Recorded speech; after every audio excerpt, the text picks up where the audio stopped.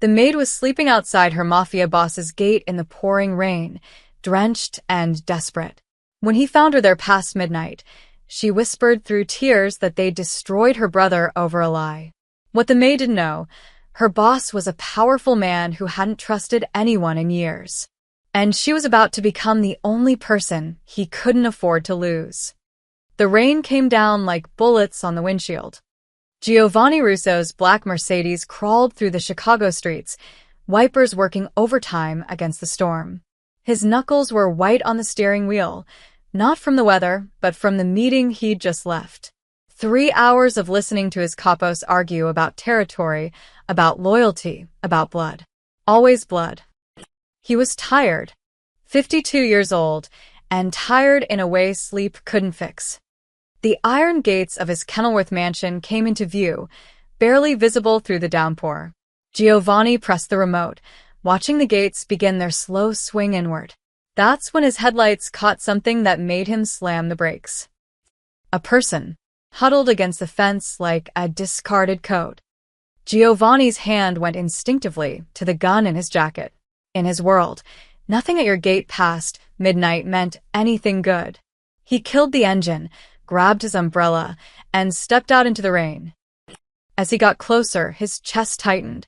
He recognized the dark hair, even soaked and plastered against her face. Rosa? Rosa Alvarez didn't move. His housemaid, the quiet woman who'd been cleaning his home for 3 years, was curled on the wet pavement in her street clothes, arms wrapped around her knees. Her eyes were open but distant, red-rimmed and hollow. Jesus Christ, Rosa, Giovanni crouched beside her, holding the umbrella over both of them. What are you doing out here? She blinked slowly, as if just realizing he was there. When she spoke, her voice was barely audible over the rain. They fired my brother. Giovanni's mind raced. Brother. Mechanic. The garage. Carlos.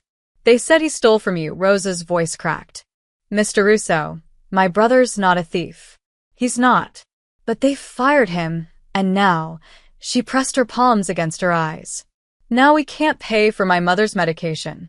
She has cancer, and the insurance won't cover the new treatment, and Carlos was working double shifts to help, and... Stop, Giovanni held up a hand. The rain hammered against his umbrella. Who told you Carlos stole from me? Mr. Marino, the new garage manager. He called Carlos into the office yesterday, showed him security footage, said auto parts were missing. $10,000 worth.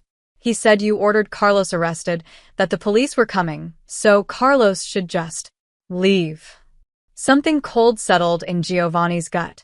Frank Marino had been managing the garage for 6 months. Came highly recommended by one of Giovanni's business partners. But Giovanni hadn't ordered anyone arrested. He hadn't even been told about missing parts. Get up, Giovanni said, extending his hand. Rosa looked at him like he'd spoken another language. I said get up. You're soaked through. You'll catch pneumonia. When she didn't move, Giovanni's voice hardened. Not cruel, but commanding. Rosa, now. She took his hand. Her fingers were ice cold. Giovanni led her through the gates, past the fountain with its stone lions, up the marble steps to the front door. His housekeeper, Mrs. Chun, appeared in the foyer, mouth falling open at the sight of Rosa dripping on the Persian rug. Get her dry clothes, Giovanni ordered. And food. Hot soup, bread, whatever's in the kitchen. Mr. Russo, it's 1 a.m. Then wake up the cook. Mrs. Chun disappeared. Giovanni guided Rosa to his study, a wood-paneled room lined with books he'd inherited but never read. He pointed to the leather chair by the fireplace. Seat. Rosa obeyed, perching on the edge like she might bolt any second. Her teeth were chattering. Giovanni poured 2 fingers of whiskey and pressed the glass into her hands. Drink. I don't. It's not a request. She drank. Coughed. Drank again. Giovanni settled into the chair across from her, studying her face. Rosa was 31, maybe 32.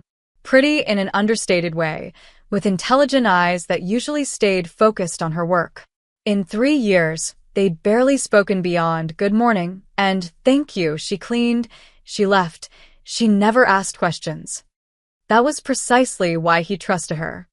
Tell me exactly what Marino said, Giovanni commanded. Rosa wrapped both hands around the glass, gathering herself. Carlos called me yesterday afternoon. He was crying. I've never heard him cry, not since we were kids. He said Marino showed him footage from the security cameras. 3 different times Carlos was caught taking parts from the inventory. Brake pads, engine components, expensive stuff. Marino said the evidence was clear, that you were furious, that if Carlos didn't resign immediately and disappear, you'd make an example of him. An example, Giovanni repeated slowly. That's what he said. Those exact words. Rosa's voice dropped to a whisper. Mr. Russo, I know what you are. Everyone knows what you are. My brother was terrified. He left town last night. I don't even know where he is. Giovanni stood and walked to his desk. He picked up his phone and dialed a number from memory. It rang 4 times before a groggy voice answered. Sal, it's me. I need you to pull security footage from the North Shore garage. Everything from the past 2 weeks. He paused. I don't care what time it is. I need it within the hour. Another pause. And Sal? Don't tell Marino. Don't tell anyone. He hung up and turned back to Rosa. This footage Marino showed your brother. Did Carlos see it himself, or did Marino just describe it? Rosa frowned, thinking. Marino had it on his computer, but Carlos said the angle was weird. Like the camera was far away. He couldn't see his own face clearly, just someone in his work jacket. The cold feeling in Giovanni's gut turned to ice. He'd been in this business long enough to know a setup when he saw one. The question was why. Carlos Alvarez was nobody, a decent mechanic, quiet, never caused problems. What was the point of framing him? Unless Carlos wasn't the point. Giovanni looked at Rosa, really looked at her. She'd been in his home for 3 years. She knew his schedule, his routines, where he kept his personal files. She'd seen people come and go, heard conversations through doors. Rosa, he said carefully, has anyone ever asked you questions about me? Her eyes widened. What? No. Never. About my business? My meetings? Who visits the house?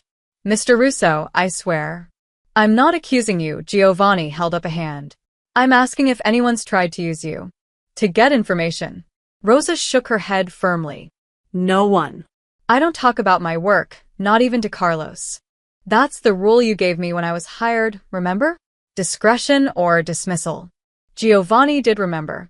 It was the same rule he gave everyone who entered his private space. Mrs. Chun returned with a tray, soup, bread, cheese, a pot of tea. Behind her came Maria, one of the night maids, carrying folded clothes.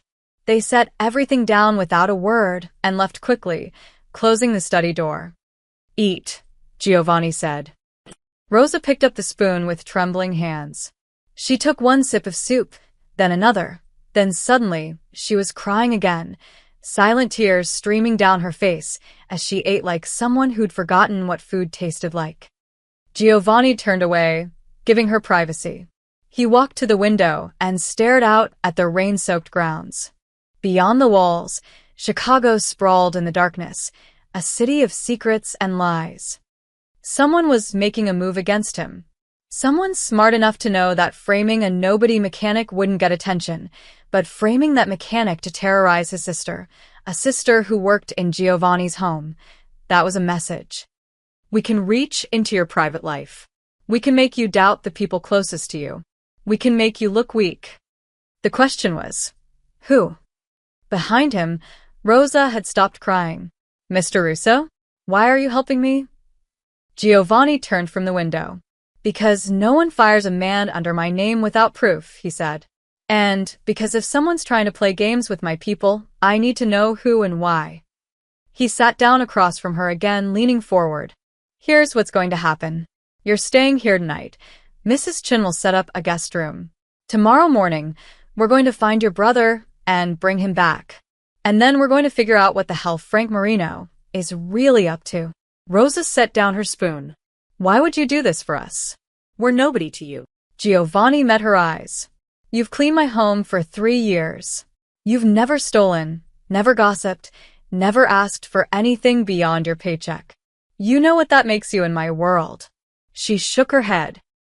"Rare," Giovanni said. "Now finish your soup. Tomorrow we go to war." Giovanni didn't sleep. He spent the night in his study, watching security footage Sal had delivered on an encrypted drive. Frame by frame, he studied the North Shore garage. 3 weeks of recordings, thousands of hours compressed into suspicious moments. At 6 a.m., Rosa appeared in the doorway, wearing borrowed clothes from Maria's closet. Jeans and a sweater that hung loose on her smaller frame. Her eyes were puffy but clear. "You should be resting," Giovanni said without looking up from his screen. "I can't." Rosa stepped inside, hovering near the desk. "Did you find something?" Giovanni paused the footage. "Come here." She circled the desk until she stood beside him, close enough that he could smell the lavender soap from the guest bathroom. He pointed at the screen, a grainy image of someone in a mechanic's jacket reaching for a shelf in the parts room. "This is what Marino would have shown your brother. Look at the timestamp." Rosalindin, squinting. 2:15 a.m. Carlos never works nights. Exactly. Giovanni clicked to another clip. "Here's your brother's actual time card from that day. He clocked out at 6 p.m., 14 minutes early, because he had to pick up your mother's prescription." Then who's in the footage? Giovanni zoomed in on the figure's hands. Someone wearing Carlos's jacket. Notice the sleeves, too short. Your brother's what, 6'2"? 6'3". This person's 5'10", maybe 5'11". The jacket doesn't fit. Giovanni pulled up a third video. And watch this. The footage showed the same figure leaving the parts room carrying a box. As they passed under a light, their face caught the camera for a split second before they adjusted their baseball cap. Rosa gasped. "That's not Carlos." "That's..." "Is that Marino?" Giovanni rewound and paused. "That's Frank Marino's nephew, Tommy. He's been working at the garage for 2 months. Same height as the person in the footage. Same build. Why would he frame Carlos?" Giovanni sat back in his leather chair, fingers steepled under his chin. "That's the $10,000 question." Literally, he turned to face her. "Rosa, I need you to tell me everything you know about your brother's work. Who he talked to, who he had problems with, anything unusual in the past few months." Rosa pulled up a chair and sat down, her brow furrowed in concentration. Carlos loved that job. He kept saying it was the best thing that ever happened to him. Good pay, benefits, he could help with mom's bills. He never complained about anyone. Never? She hesitated. "Well, there was one thing. About a month ago, he mentioned that Marino wanted him to do something strange." Giovanni leaned forward. "What kind of strange?" "Marino asked Carlos to install some new tracking systems in the luxury cars, the ones you export overseas. Carlos thought it was weird because the cars already had GPS. Marino said it was a backup system, that you wanted redundancy for the expensive vehicles." Every muscle in Giovanni's body went still. "Did Carlos install them?" He said no. "He told Marino he needed written authorization from you directly before he modified any export vehicles. That's the protocol, right? Nothing gets changed without your signature?" "That's the protocol," Giovanni said slowly. His mind was racing now, connecting dots that formed a picture he didn't like. "What did Marino say?" "He got angry. Told Carlos to stay in his lane, that he was questioning orders. But Carlos stood firm, said he wasn't risking his job over unsigned paperwork. After that, things got tense between them." Giovanni stood abruptly and walked to the window. Dawn was breaking over Lake Michigan, painting the sky in shades of blood orange. "Did your brother tell anyone else about this?" "Just me." He asked if he did the right thing. "He did." Giovanni turned back to her. "Rosa, those tracking devices, they weren't for security. Someone wants to monitor my shipments. Know exactly when and where my cars are moving." "Why?" "So they can intercept them, steal them, or worse, prove I'm using those shipments to move something other than cars." Giovanni's jaw tightened. "Your brother wouldn't play along, so they needed him gone. They framed him, scared him off, and cleared the way to install their spy equipment. Rosa stood up, her hands clenched into fists. Then we have to bring Carlos back. We have to clear his name and stop them. It's not that simple. Why not? You have the evidence right there. Evidence shows Tommy Marino stole the parts, yes. But I don't know who else is involved. I don't know if Frank Marino is working alone or if someone bigger is pulling strings. Giovanni moved to his desk and picked up his phone. If I move too fast, I tip them off. They'll destroy evidence, disappear, regroup. I need to know the full scope before I act. Rosa's voice rose. While you're being careful, my brother's hiding somewhere, terrified and broke, and my mother's running out of medication. We don't have time for careful. Lower your voice, Giovanni said quietly, but there was steel beneath the words. Rosa didn't lower her voice. You said no one fires a man under your name without proof. You said you'd help us. Was that a lie? Was last night just you feeling charitable? Giovanni closed the distance between them in 3 strides. He wasn't a tall man, but he carried the weight of 20 years commanding dangerous people. Rosa took an involuntary step back. I don't lie, Giovanni said, his voice low and hard. And I don't make promises I won't keep. But I also don't survive in my world by being reckless. If I publicly clear your brother right now, whoever's behind this will know I'm onto them. They'll adjust. They'll cover their tracks. And then I'll never find out who tried to infiltrate my operation. So Carlos is just collateral damage? Carlos is protected. Giovanni pulled out his phone and made a call. Marco? I need you to find someone. Carlos Alvarez, 34, worked at the North Shore garage. Last seen leaving town 2 nights ago, he paused. I don't care where he is. Find him. Bring him somewhere safe. Tell him his sister's with me, and he's not in trouble. Do it quietly. He hung up and looked at Rosa. My men will have him by tonight. He'll be safe. Your mother will get her medication delivered today, and you're going to help me figure out what the hell is really happening in that garage. Rosa's anger deflated slightly. Help you how? Giovanni walked back to his desk and opened a drawer, pulling out a thick folder. Frank Marino's employment file. His nephew's file. Security logs, inventory records, shipping manifests for the past 6 months. I need someone with fresh eyes to go through all of it and tell me what doesn't fit. I'm a housekeeper, not an investigator. You're someone who pays attention. Someone who notices when things are out of place. Giovanni held out the folder. Your brother noticed the tracking devices were wrong. Let's see what else your family can catch that my people missed. Rosa took the folder slowly. And if I find something, then you report directly to me. No one else. Not my managers, not my consigliera, not even Mrs. Chin. Giovanni's eyes locked onto hers. Can you do that? Rosa opened the folder, scanning the first page. Numbers, dates, names. I can try. Trying isn't good enough. Either you're with me on this, all the way, or you walk out that door right now with enough money to take care of your mother and forget we ever had this conversation. It was a test. Giovanni watched her face carefully, reading the emotions flickering across it. Fear, determination, anger, hope. Finally, Rosa closed the folder and met his eyes. I don't want your money, Mr. Russo. I want my brother's name cleared. I want whoever did this to pay. A small smile tugged at Giovanni's mouth. Good. Then we understand each other, he gestured toward the door. Mrs. Chin will set you up in the library.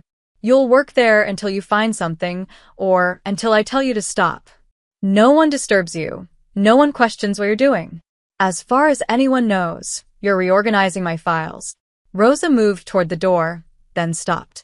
Mr. Russo? Why are you really doing this? You could just fire Marino and his nephew. Write off the parts as a loss, move on. Giovanni poured himself a fresh cup of coffee from the pot on his desk. Because 20 years ago, someone framed my younger brother for something he didn't do. I believed the evidence. I didn't ask enough questions. He took a sip, the coffee bitter on his tongue. By the time I learned the truth, he was already dead. So when someone tries the same play in my house, I don't write it off. Rosa's expression softened. I'm sorry. Don't be sorry. Just find me answers. She nodded and left, the folder tucked under her arm. Giovanni returned to the window, watching the sun climb higher over the city. Somewhere out there, someone thought they were smart enough to outplay him. Thought they could sneak into his operation, plant their spies, steal his shipments. They were wrong. But they were also bold. And bold enemies were the most dangerous kind. Giovanni arrived at the North Shore garage at 7:30 a.m. unannounced. His Mercedes pulled into the employee lot, and he watched through tinted windows as mechanics froze mid-task, cigarettes dangling from lips, coffee cups suspended in air. Word spread like wildfire through the bay doors. The boss is here. Frank Marino appeared within 30 seconds, jogging across the lot while tucking in his shirt. He was a thick-necked man in his 40s with slicked-back hair and a smile that showed too many teeth. Mr. Russo, what an unexpected pleasure. If I'd known you were coming, I would've. You would've what, Frank? Giovanni stepped out of the car, buttoning his suit jacket. Cleaned up? Hidden something? Marino's smile faltered. No, sir, of course not. Just, proper preparation. Coffee, reports, whatever you needed. I need a walkthrough. Every bay, every office, every storage room. Giovanni started toward the main building without waiting for a response. Now. Marino scrambled to keep up, snapping his fingers at a young mechanic. Tommy, get over here. Tommy Marino emerged from under a Bentley, wiping grease from his hands. He was lean and nervous-looking, with the same weak chin as his uncle. When he saw Giovanni, his face went pale. Interesting, Giovanni thought. Tommy's been learning the business, Frank said, putting an arm around his nephew's shoulders. Sharp kid. Real asset to the team. I'm sure he is. Giovanni walked past them into the main garage. 20 cars in various states of repair or modification, Mercedes, Bentley, Rolls-Royce, all destined for overseas buyers willing to pay premium prices for American luxury with European sophistication. The mechanics worked in uncomfortable silence as Giovanni moved through the space, his eyes taking in every detail. He'd built this operation from nothing 15 years ago. Started with a small body shop and grew it into a multi-million-dollar export business. He knew every inch of this place. Or thought he did. Show me the parts room, Giovanni said. Frank led him to a locked door at the back of the garage. He fumbled with his keys, dropping them once before getting the door open. We keep strict inventory now. After the incident with Carlos Alvarez, I implemented new protocols. What kind of protocols? Double-checking every withdrawal, requiring 2 signatures for expensive parts, camera monitoring around the clock. Frank gestured to a new camera mounted in the corner. Can't be too careful these days. Giovanni studied the camera. This is new. Installed it last week, after we discovered the theft. Before or after you fired Carlos? Frank shifted his weight. After. As part of the upgraded security measures. Giovanni nodded slowly and walked into the parts room. Shelves lined with components, brake systems, engine parts, exhaust systems, all organized by make and model. He ran his finger along a shelf, checking inventory tags. Everything looked normal. Too normal. These brake pads, Giovanni said, pointing to a box marked for a Mercedes S-Class. When were they ordered? Frank pulled out his phone, scrolling through records. Looks like 2 weeks ago. Why? Giovanni picked up the box and examined it. The packaging was correct, the part numbers matched, but something fell off. He opened the box and removed one of the brake pads, weighing it in his hand. These are lighter than they should be. Sir? Giovanni turned the brake pad over, running his thumb along the edge. There. A seam that shouldn't be there. He pulled out his pocket knife and carefully pried at the seam. The brake pad split open. Inside, nestled in a hollow cavity, was a small electronic device the size of a quarter. LED lights blinked green. Frank's face went from confused to shocked. What the hell is that? Giovanni didn't answer. He grabbed another box, opened it, checked the parts. Same modification. He moved to the engine components, air filters, fuel injectors, oil pans. Every high-end part had been hollowed out and fitted with identical devices. "Someone's been busy," Giovanni said quietly. "I don't understand," Frank stammered. "Those parts came directly from our suppliers." "We didn't, Tommy. Did you see anything like this?"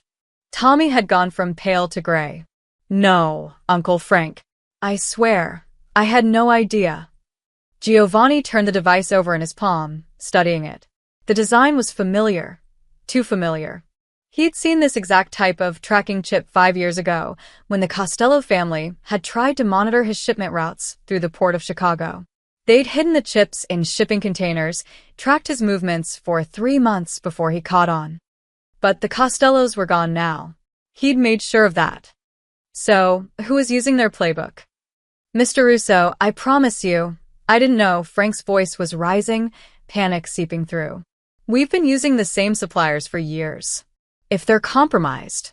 "These weren't installed at the supplier level," Giovanni interrupted. "Look at the modification. This is hand-done, custom work. Someone here in this garage has been taking legitimate parts, hollowing them out, installing these chips, and putting them back on the shelves. That's impossible. I would have noticed. Would you?" Giovanni fixed Frank with a hard stare. "You just told me you installed new cameras last week. These modifications took weeks of work, maybe months. Where were your cameras before?" Frank's mouth opened and closed like a fish. We had the standard system. But after Carlos. "After you framed Carlos," Giovanni said it flatly, watching Frank's reaction. "I didn't frame anyone. Carlos was caught on camera." Carlos was convenient. Giovanni pocketed the tracking device. Someone needed a scapegoat, someone to take the fall and disappear so the real work could continue undisturbed. Carlos wouldn't play along with unauthorized modifications, so he had to go. Tommy made a small noise in the back of his throat. Giovanni turned to him. "You have something to say, Tommy?" "And no, sir." "Then why do you look like you're about to vomit?" "He's just upset," Frank cut in. "We all are. The idea that someone's been sabotaging your operation right under our noses." "Shut up, Frank." Giovanni moved closer to Tommy. "I've been doing this a long time, kid. I know what guilt looks like, what fear looks like. Right now, you're wearing both." Tommy's hands were shaking. "I didn't know what they were for. I swear I thought." "Tommy, don't say another word," Frank hissed. Giovanni held up a hand. "Let him talk." "I thought they were just better tracking systems," Tommy blurted out. "Like Uncle Frank said, backup GPS for the expensive cars. He told me Mr. Russo wanted them installed but didn't want to deal with the paperwork, that it was a rush job. I was just following orders." "From who?" Tommy looked at his uncle, terrified. "From me," Frank said, his voice hollow. "But I was following orders too." Giovanni's hand moved to his jacket. Not for his gun. Not yet, but the implication was clear. "Whose orders, Frank?" Frank's face was sweating now, his earlier confidence completely evaporated. "I got a call 3 months ago. Guy said he represented some investors, people interested in your export operation. Said they wanted to partner up, track the shipments to ensure quality control. They offered me 50 grand to facilitate the installations." "A name?" "He didn't give one. Just said to call him Mr. Blue." Giovanni felt a cold recognition slide down his spine. Mr. Blue. It was an old code name from the Chicago underworld, used by the Marinelli family when they wanted to make approaches without official contact. The Marinellis had been rivals for territory back in the 90s, before an uneasy truce divided the city between organizations. If they were making moves now, the truce was over. "How were you supposed to contact him?" Giovanni asked. "Burner phone. He'd call me. I'd never call him." Frank reached into his pocket slowly, pulling out a cheap flip phone. "This one. Last call was 2 days ago, after Carlos left. He wanted confirmation that the final batch of cars would ship out this week with the trackers installed." Giovanni took the phone. "How many cars have already shipped?" 12. To buyers in Dubai, Shanghai, and London. 12 luxury vehicles, each one worth $250,000, each one carrying Marinelli tracking devices. 12 perfect targets for hijacking, theft, or worse, evidence collection if the Marinellis were working with federal investigators. Giovanni's mind raced through possibilities, consequences, countermoves. This was bigger than a garage manager taking bribes. This was a coordinated assault on his entire operation. "Here's what's going to happen," Giovanni said, his voice cold and controlled. "Frank, you're going to call Mr. Blue and tell him everything is on schedule. Tommy, you're going to continue working here like nothing's wrong. Neither of you will mention this conversation to anyone, or I'll have you both buried in the lake by sundown. Understood?" Both men nodded frantically. "Good. Now get back to work. And Frank," Giovanni paused at the door, "the next time someone offers you 50 grand to betray me, I suggest you think about whether it's worth your life." He walked out of the garage into the morning sun, pulling out his phone. He had a name now, Mr. Blue, the Marinelli family's ghost. And he had a plan forming. But first he needed to talk to Rosa. She'd been right about her brother. She'd been right about the setup. He was beginning to think she might be right about a lot of things. Giovanni found Rosa in the library, surrounded by papers. She transformed his reading room into a command center, documents spread across the mahogany table in organized piles, sticky notes color-coded on the walls, a legal pad filled with her neat handwriting. She was so absorbed in a shipping manifest that she didn't hear him enter. "Find anything?" Giovanni asked. Rosa jumped, nearly knocking over her coffee. Jesus, Mr. Russo. "I didn't hear you come in." That was the point. He closed the door behind him and surveyed her work. "You've been busy. I've been trying to make sense of your filing system. No offense, but whoever organized these records was either drunk or deliberately trying to hide something." Rosa stood up, stretching her back. She'd been at it for hours. "Look at this." She handed him a spreadsheet covered in her annotations. "This is your parts inventory for the past 6 months. Notice anything strange?" Giovanni scanned the numbers. Everything looked normal. Orders placed, parts received, parts installed. "Walk me through it." "The orders match the installations, but the timing doesn't. See here?" Rosa pointed to a line highlighted in yellow. "March 15th, you ordered 50 brake pad sets. They arrived March 18th. But according to the installation logs, only 35 sets were used over the next 2 months. So we had 15 sets in surplus. That's normal. Except those 15 sets show up as installed in May, in cars that had already shipped in April." Rosa flipped to another page. Same pattern with fuel injectors, air filters, even windshield wipers. Parts that should have been in surplus keep getting backdated into cars that left the country weeks earlier. Giovanni felt that familiar cold settling in his chest again. Someone's been doctoring the records.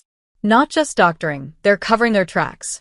They replace legitimate parts with modified ones, then adjust the paperwork, so it looks like the modified parts were there all along. If anyone audits your inventory, everything balances perfectly. Rosa's eyes were bright with anger and excitement. "It's actually brilliant, if you ignore the fact that it's completely criminal." Giovanni set down the spreadsheet and looked at her properly. This wasn't the quiet housemaid who vacuumed his study. This was someone else, sharp, focused, furious. "How did you catch this?" "My accountants review these records every quarter." "Your accountants look at the final numbers. They check if the math adds up, not if the story makes sense." Rosa grabbed another document. "I used to help my father with his restaurant books before he died. He taught me that numbers can lie, but time can't. If a shipment left port on Tuesday, it can't have parts installed on Wednesday." "Your father was smart." He was also paranoid. "Said you had to assume everyone was stealing from you until you proved they weren't." Rosa's smile was sad. "Guess he was right." Giovanni walked to the window, hands in his pockets. Outside, the grounds crew was trimming hedges, oblivious to the small war being waged inside. "I went to the garage this morning. Found the tracking devices in the modified parts." Frank Marino admitted he was paid to install them. Rosa's head snapped up. "Paid by who?" "The Marinelli family. Old rivals of mine." Giovanni turned to face her. "They've been monitoring my shipments for months. 12 cars are already out there with their tracking chips. They know exactly where my vehicles are, where they're going, who's buying them. What are you going to do? That's the question. Giovanni moved to the table and sat down across from her. If I remove the devices and stop the operation, the Marinellis know I'm onto them. They'll disappear and regroup. If I let it continue, they could be planning anything, theft, blackmail, setting me up for federal charges. So, you need a third option. I need leverage. Information they don't know I have. Giovanni leaned back in his chair. Which brings me to you. Rosa's expression became guarded. What about me? Frank Marino thinks he's still got me fooled. His nephew thinks I bought their story about following orders. That gives me a narrow window to use them before the Marinellis realize I've flipped the script. He paused. But I need someone I can trust to help me track the real flow of information. Someone the Marinellis don't know exists. You want me to spy for you. I want you to keep doing what you're doing, finding the patterns, catching the lies. But deeper. I need to know every car that's shipped with tracking devices, every buyer, every route. I need to know what the Marinellis are really after. Rosa stood up and walked to the window, arms crossed. For a long moment, she said nothing. Giovanni waited. He'd learned long ago that silence was often the best negotiator. Finally, Rosa spoke. What happens to me when this is over? What do you mean? I mean, you're going to war with another crime family. People are going to get hurt, maybe killed. And I'll be right in the middle of it, knowing everything. She turned to face him. What happens to the person who knows too much about Giovanni Russo's business? It was a fair question. Most people in her position would be begging for protection, for money, for a way out. Instead, she was demanding the truth about her survival. Giovanni respected that. You have two choices, he said. Choice one, I pay you $100,000 right now. You take your mother, your brother, and you disappear. New city, new life, new names. You never speak about what you've seen here, and I never contact you again. And choice two, you stay. You help me end this. And when it's over, I clear your brother's name publicly. I give him his job back with double the salary and make him head mechanic. Your mother gets full medical coverage through my private insurance, best doctors, best treatment, whatever she needs. And you, Giovanni paused. You work for me directly. Not as a maid. As an analyst. Someone who keeps my books honest and catches the snakes before they bite. Rosa's eyes narrowed. Why would you do that? Because in 3 years, you never asked me for anything. You did your job, kept your head down, earned your money honestly. Then when your family was threatened, you didn't run to my enemies or the police. You slept on the street outside my gate because you believed I was the only one who could help. Giovanni stood up. You know what that tells me? That you understand loyalty. Real loyalty.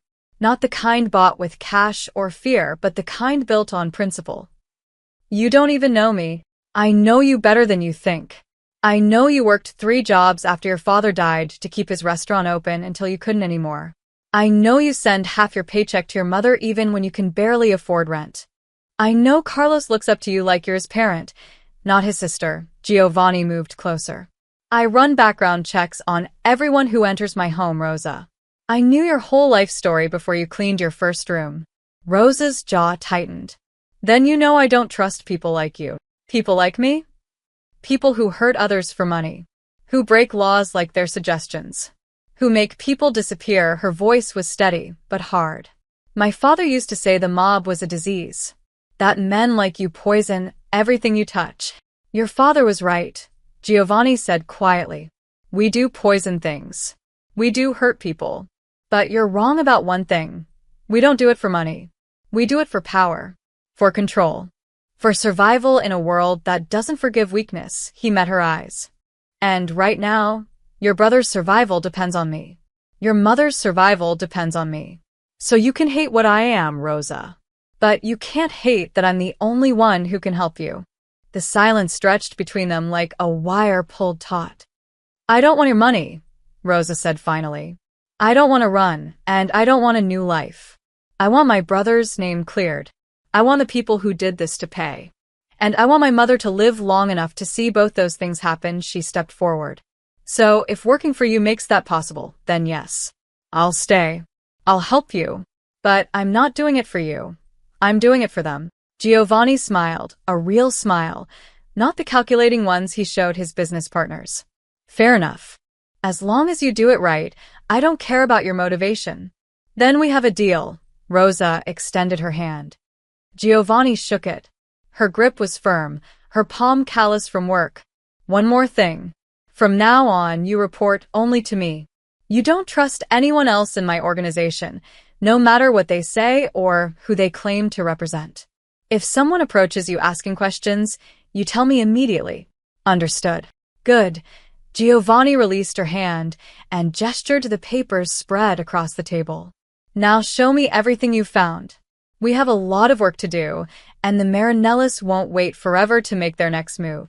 Rosa sat back down and pulled over her legal pad. Where do you want to start? With the 12 cars that already shipped. If we can figure out what the Marinellis are planning for those vehicles, we can get ahead of whatever's coming next. Rosa nodded and began walking him through her findings, dates, destinations, buyer profiles. As she talked, Giovanni watched her face.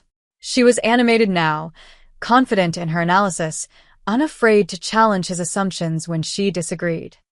She reminded him of someone. It took him a moment to realize who. Himself. 25 years ago, when he was still hungry and sharp and believed he could outsmart the whole world.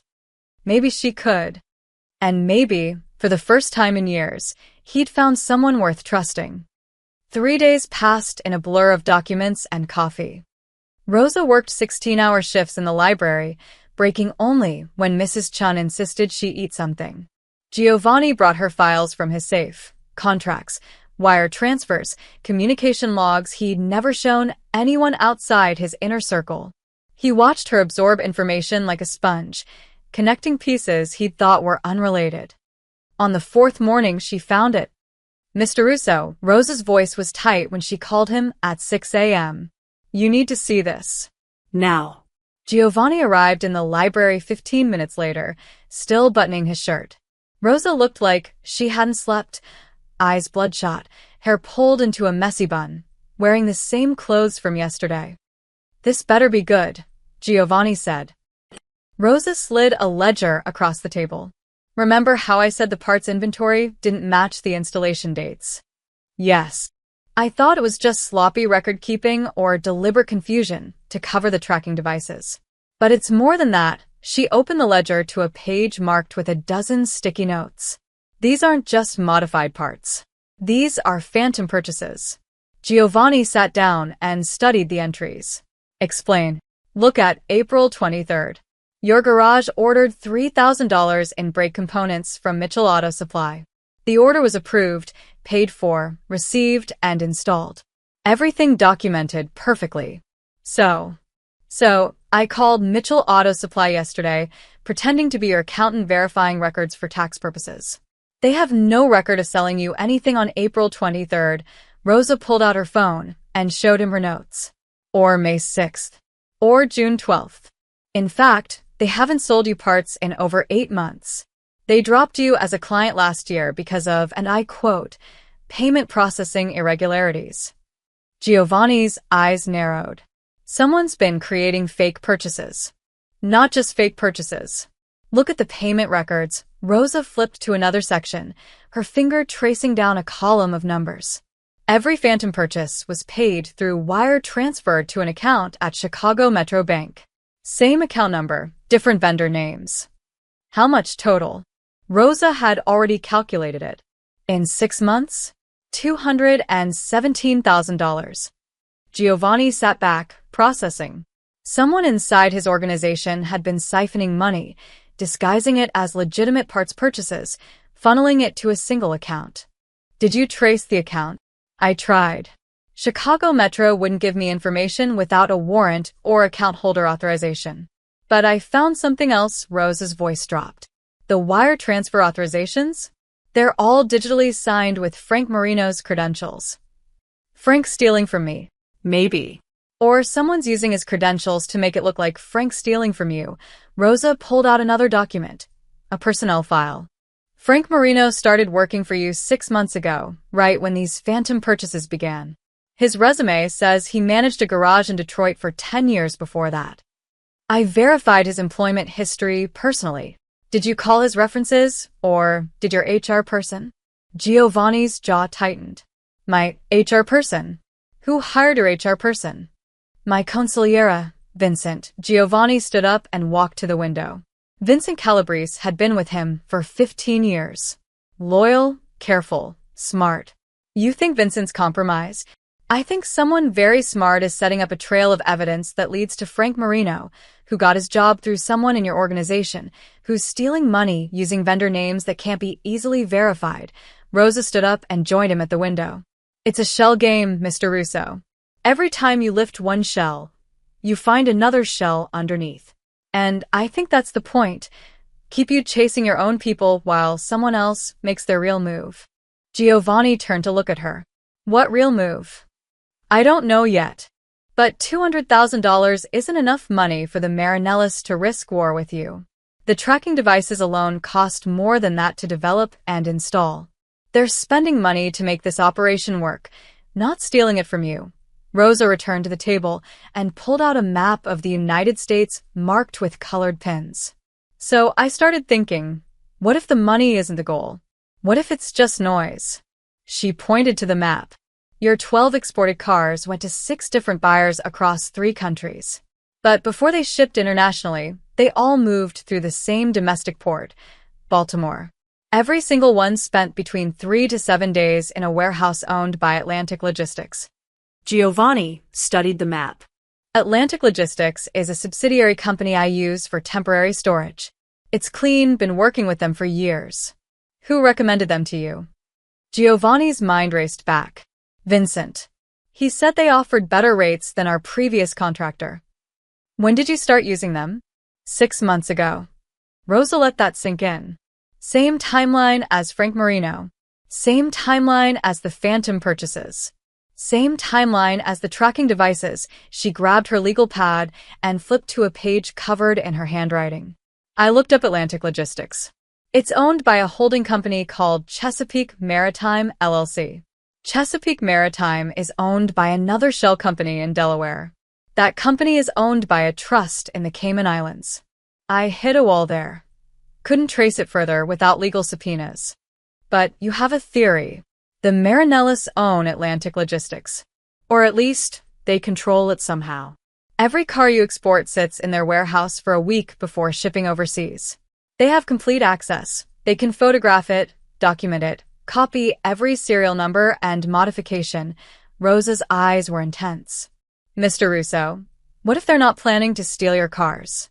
What if they're building a case? The words hit Giovanni, like a punch. Federal case. Think about it. They track your vehicles, document every sale, prove a pattern of high-value exports. Meanwhile, they create a paper trail showing financial irregularities in your organization, phantom purchases, money laundering through fake vendors. They even have a fall guy ready in Frank Marino, who can testify that he was just following orders from you. Giovanni's hands clenched into fists. They're setting me up for a RICO prosecution. Or they're giving the FBI everything they need to get a warrant. Once federal agents raid your operation, the Marinellis swoop in and take over your territory while you're fighting legal battles. Rosa's voice was grim. You'd be looking at 20 years in prison, Mr. Russo. Your whole empire would collapse. Giovanni moved to his desk and poured himself a whiskey despite the early hour. His mind was racing through scenarios, contingencies, countermoves. The Marinellis weren't just attacking his business. They were trying to end him permanently. How confident are you in this theory? He asked. 70%. Maybe 80%. The pieces fit too perfectly to be coincidence. Rosa joined him at the desk. But I can't prove it without accessing those shell companies, and I don't have the resources for that. I do. Giovanni pulled out his phone and dialed. Sal? I need you to trace a company for me. Chesapeake Maritime LLC. I want to know every board member, every transaction, every connection to the Marinelli family. I don't care what it costs or who you have to bribe. He paused. And Sal? Do it off the books. Don't use our normal investigators. I don't know who I can trust right now. He hung up and looked at Rosa. She was watching him with an expression he couldn't quite read, part fear, part determination, part something else. What? Giovanni asked. You're really going to take on the Marinellis and possibly the FBI? I don't have a choice. They made the first move. Now I have to respond. Rosa bit her lip. Mr. Russo, I need to ask you something, and I need an honest answer. Ask, are you guilty? Of the things they might accuse you of? Money laundering, illegal exports, organized crime. She held his gaze. Because if I'm helping you cover up actual crimes, I need to know what I'm getting into. It was a brave question. Most people in his world never asked directly. They just assumed and looked the other way. Giovanni set down his glass. I export luxury cars to wealthy buyers. Sometimes those buyers have questionable backgrounds. Sometimes the money they pay me has traveled through questionable channels. But I don't launder drug money, I don't traffic weapons, and I don't kill people unless they try to kill me first. He moved closer. Am I a saint? No. Am I guilty of everything the Marinellis are planning to accuse me of? Also no. The truth is somewhere in the middle, and that's where most people live. Rosa nodded slowly. Okay. Okay, you believe me? Or, okay, you're still helping? Both, she crossed her arms. My father used to say there's a difference between breaking rules and breaking people. You might break rules, Mr. Russo, but you haven't broken me or my family. The Marinellis tried to. So, until this is over, I'm on your side. Giovanni felt something shift in his chest. Respect, gratitude, something dangerously close to trust. Then let's get back to work. Because if the Marinellis are building a federal case, we need to dismantle it before they can file. And we need to do it without anyone knowing we're onto them. Rosa picked up her legal pad. Where do we start? With the warehouse. If Atlantic Logistics is the key, we need to know exactly what they're doing with my cars before they ship. Giovanni pulled out a map of Baltimore. Time for a field trip. Rosa's eyes widened. You want me to go to Baltimore with you? You're the one who found the connection. You're the one who knows what to look for. Giovanni folded the map. Besides, I need someone I can trust watching my back. My own people might be compromised, but you're a ghost to the Marinellis. They don't know you exist. When do we leave? Tomorrow morning. Pack light. Giovanni headed for the door, then stopped. Rosa? You did good work here. Better than good. You just might have saved my life. Rosa allowed herself a small smile. Don't thank me yet, Mr. Russo. We still have to prove it. The drive to Baltimore took 7 hours. Giovanni insisted on driving himself, no chauffeur, no security detail, just him and Rosa, in an unmarked sedan borrowed from a friend who owed him favors. They left at dawn, the Chicago skyline disappearing in the rearview mirror as they headed east through Indiana and Ohio. Rosa spent the first hour in silence, watching the landscape blur past her window. She'd never been alone with Giovanni for this long, never been outside Chicago with him. The intimacy of the small space, the scent of his cologne, the classical music playing softly, the way he drove with one hand relaxed on the wheel, made her hyper-aware of every breath. You're quiet, Giovanni said as they crossed into Pennsylvania. Just thinking. About. Rosa turned to look at him. In the morning light, he looked older than his 52 years. Lines etched deep around his eyes, gray threading through his dark hair. But there was something solid about him, dependable. About how I went from cleaning your house to investigating federal conspiracies in less than a week. Giovanni's mouth quirked. Life moves fast when you're paying attention. Is it always like this in your world? This constant chess game? Yes. Except in chess, you see all the pieces.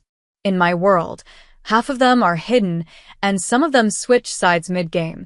He merged onto I-76, heading toward the Allegheny Mountains. You get used to it or you get dead. That's comforting. I'm not here to comfort you, Rosa. I'm here to teach you how to survive. They stopped for lunch at a diner outside Pittsburgh, a greasy spoon with checkered floors and waitresses who called everyone Han. Giovanni ordered coffee and a burger. Rosa got soup, her stomach too knotted to handle anything heavier. Tell me about your brother, Giovanni said while they waited for food.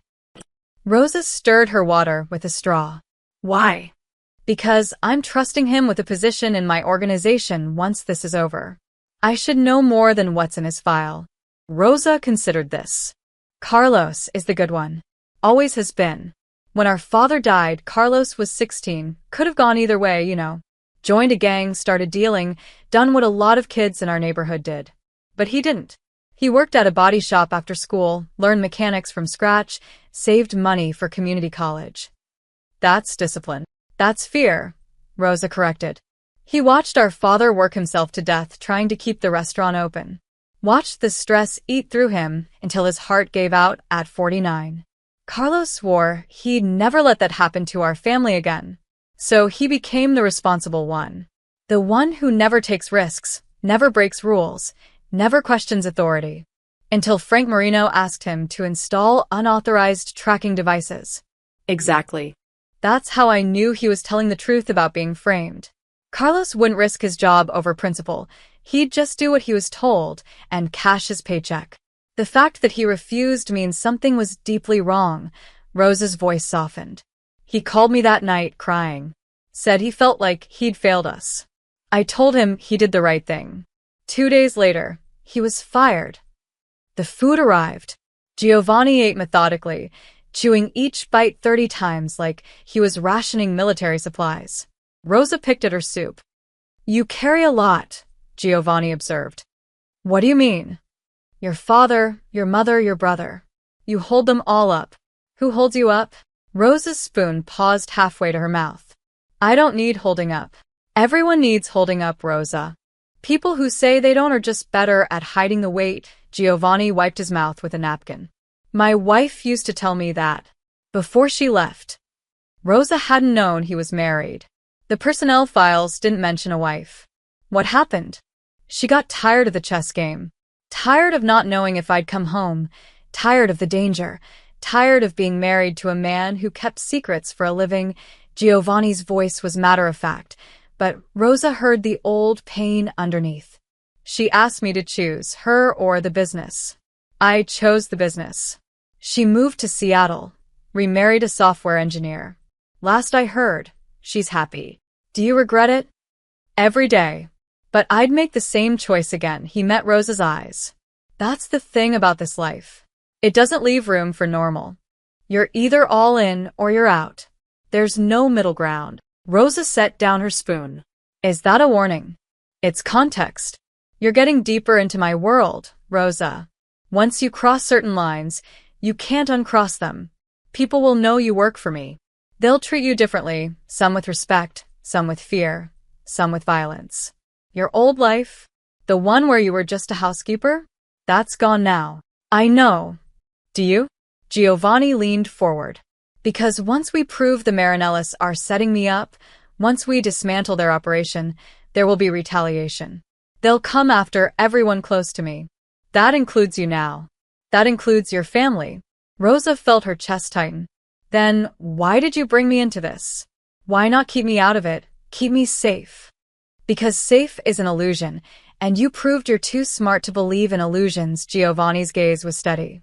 You found patterns my accountants missed. You traced connections my investigators overlooked. You did in 4 days what my people couldn't do in 6 months. That's not luck, Rosa. That's skill. And I need skill more than I need safe. They sat in silence while the waitress refilled Giovanni's coffee. Outside, trucks rumbled past on the interstate, carrying goods to destinations unknown.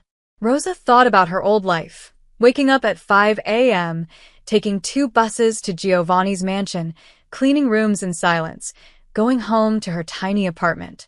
Safe. Predictable. Small. She didn't want it back. Okay, Rosa said finally. Okay, what? Okay, I understand what I'm getting into. I'm not naive, Mr. Russo. I grew up in Little Village. I've seen what men like you can do. I've seen the bodies, the broken families, the neighborhood kids who got swallowed by your world and never came out. She met his eyes. But I've also seen what happens to people with no power, no protection, no way to fight back. My father was one of them. He played by the rules, paid his taxes, trusted the system. And the system let him die bankrupt and broken while men like you got richer. So this is revenge. This is survival. You're giving me a chance to protect my family in a way my father never could. To have actual power instead of just hoping powerful people will be merciful. Rosa's voice was fierce now. So, yes, I understand the risks. Yes, I know I'm crossing lines. And yes, I'm choosing to do it anyway. Giovanni studied her for a long moment, then nodded slowly. Good. Then we understand each other. They got back on the road, and the conversation shifted to logistics, the warehouse layout, what they were looking for, how to get in without raising suspicion. But something had changed between them.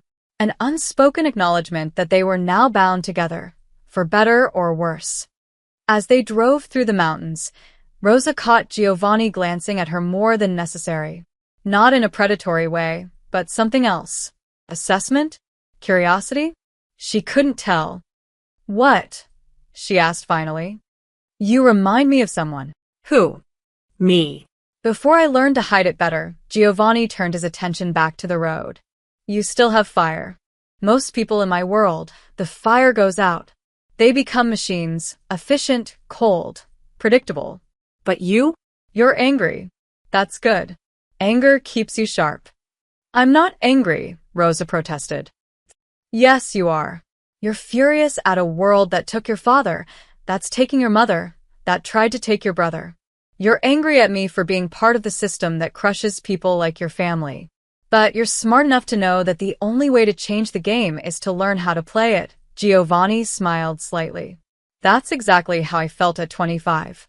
Like the whole world needed burning down, and I was going to be the one holding the match. Rosa didn't deny it. Did you burn it down? Parts of it. Other parts burned me instead. That's how it goes. He took an exit toward Maryland. But the fire never goes out completely. It just learns to burn quieter. They reached Baltimore as the sun was setting, the harbor glowing orange in the dying light. Giovanni drove past the tourist areas, through industrial zones, until they reached a sprawling complex of warehouses near the shipping docks. Atlantic Logistics. Giovanni parked 3 blocks away, killing the engine. We go in on foot. Just 2 people out for an evening walk, curious about the waterfront. Nothing suspicious.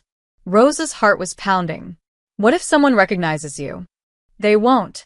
The Marinellis don't know I'm coming, and my own people think I'm in Chicago handling other business. Giovanni pulled 2 baseball caps from the back seat. But just in case, we're tourists now. You're my girlfriend. We're visiting the city. We got lost looking for a restaurant. Rosa took the cap, her cheeks flushing at girlfriend. Cover story? The best lies are simple. Stick close, follow my lead, and if anything goes wrong, run. Don't try to help me. Don't try to be a hero. Just run and call Sal. He'll get you home safe. What about you? Giovanni's smile was grim. I've been getting myself out of trouble for 30 years, Rosa. I'll be fine.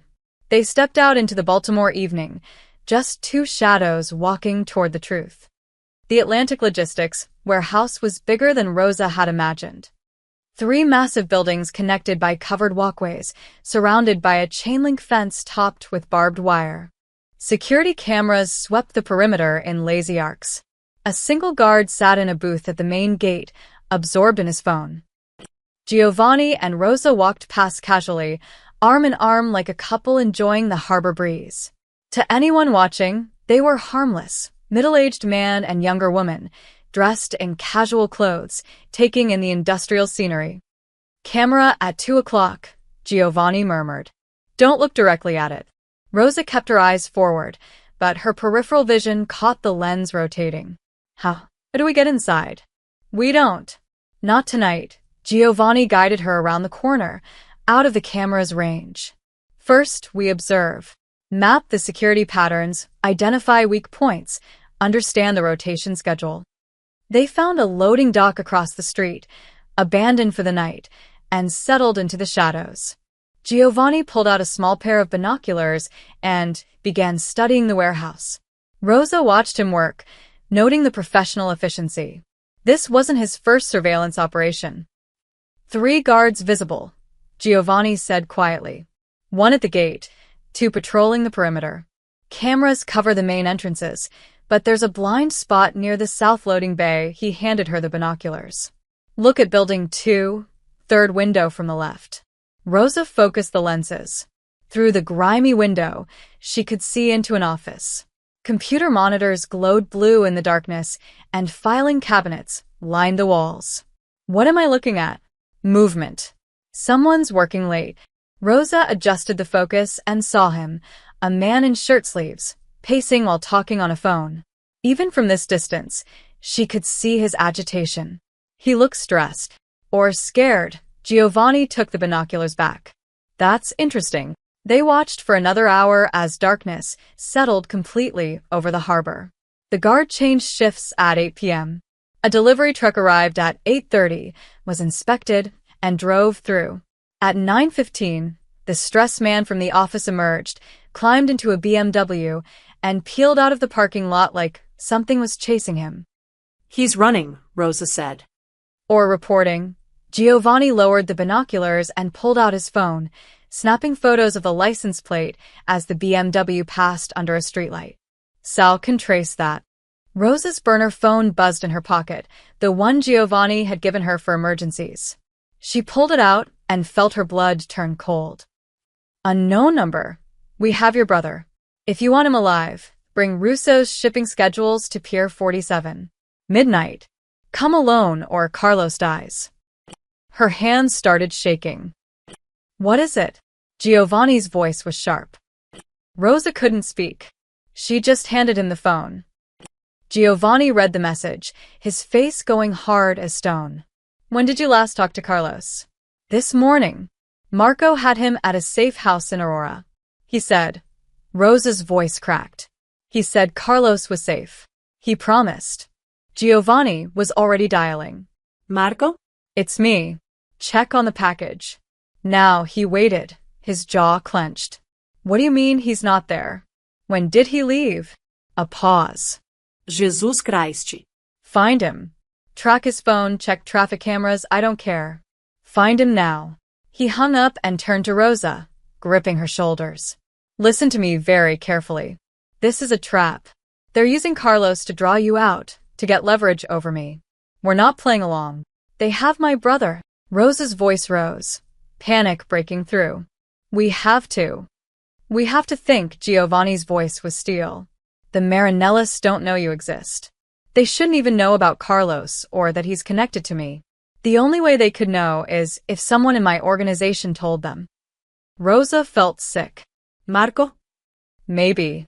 Or someone watching Marco. Either way, they've been tracking our moves. Giovanni pulled her deeper into the shadows as a car drove past. Which means they know we're in Baltimore.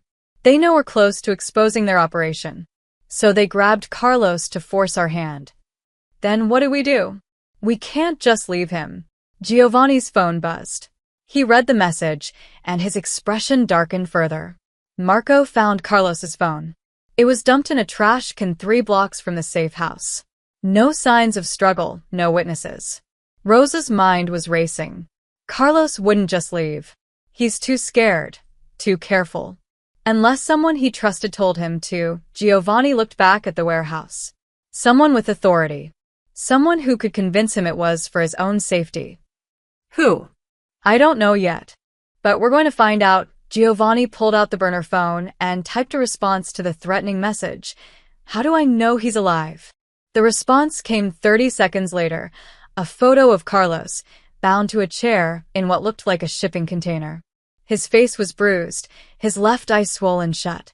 He was holding today's newspaper. Rosa's knees nearly gave out. Giovanni caught her, held her steady. Breathe, he commanded. Falling apart won't help him. We have to give them what they want.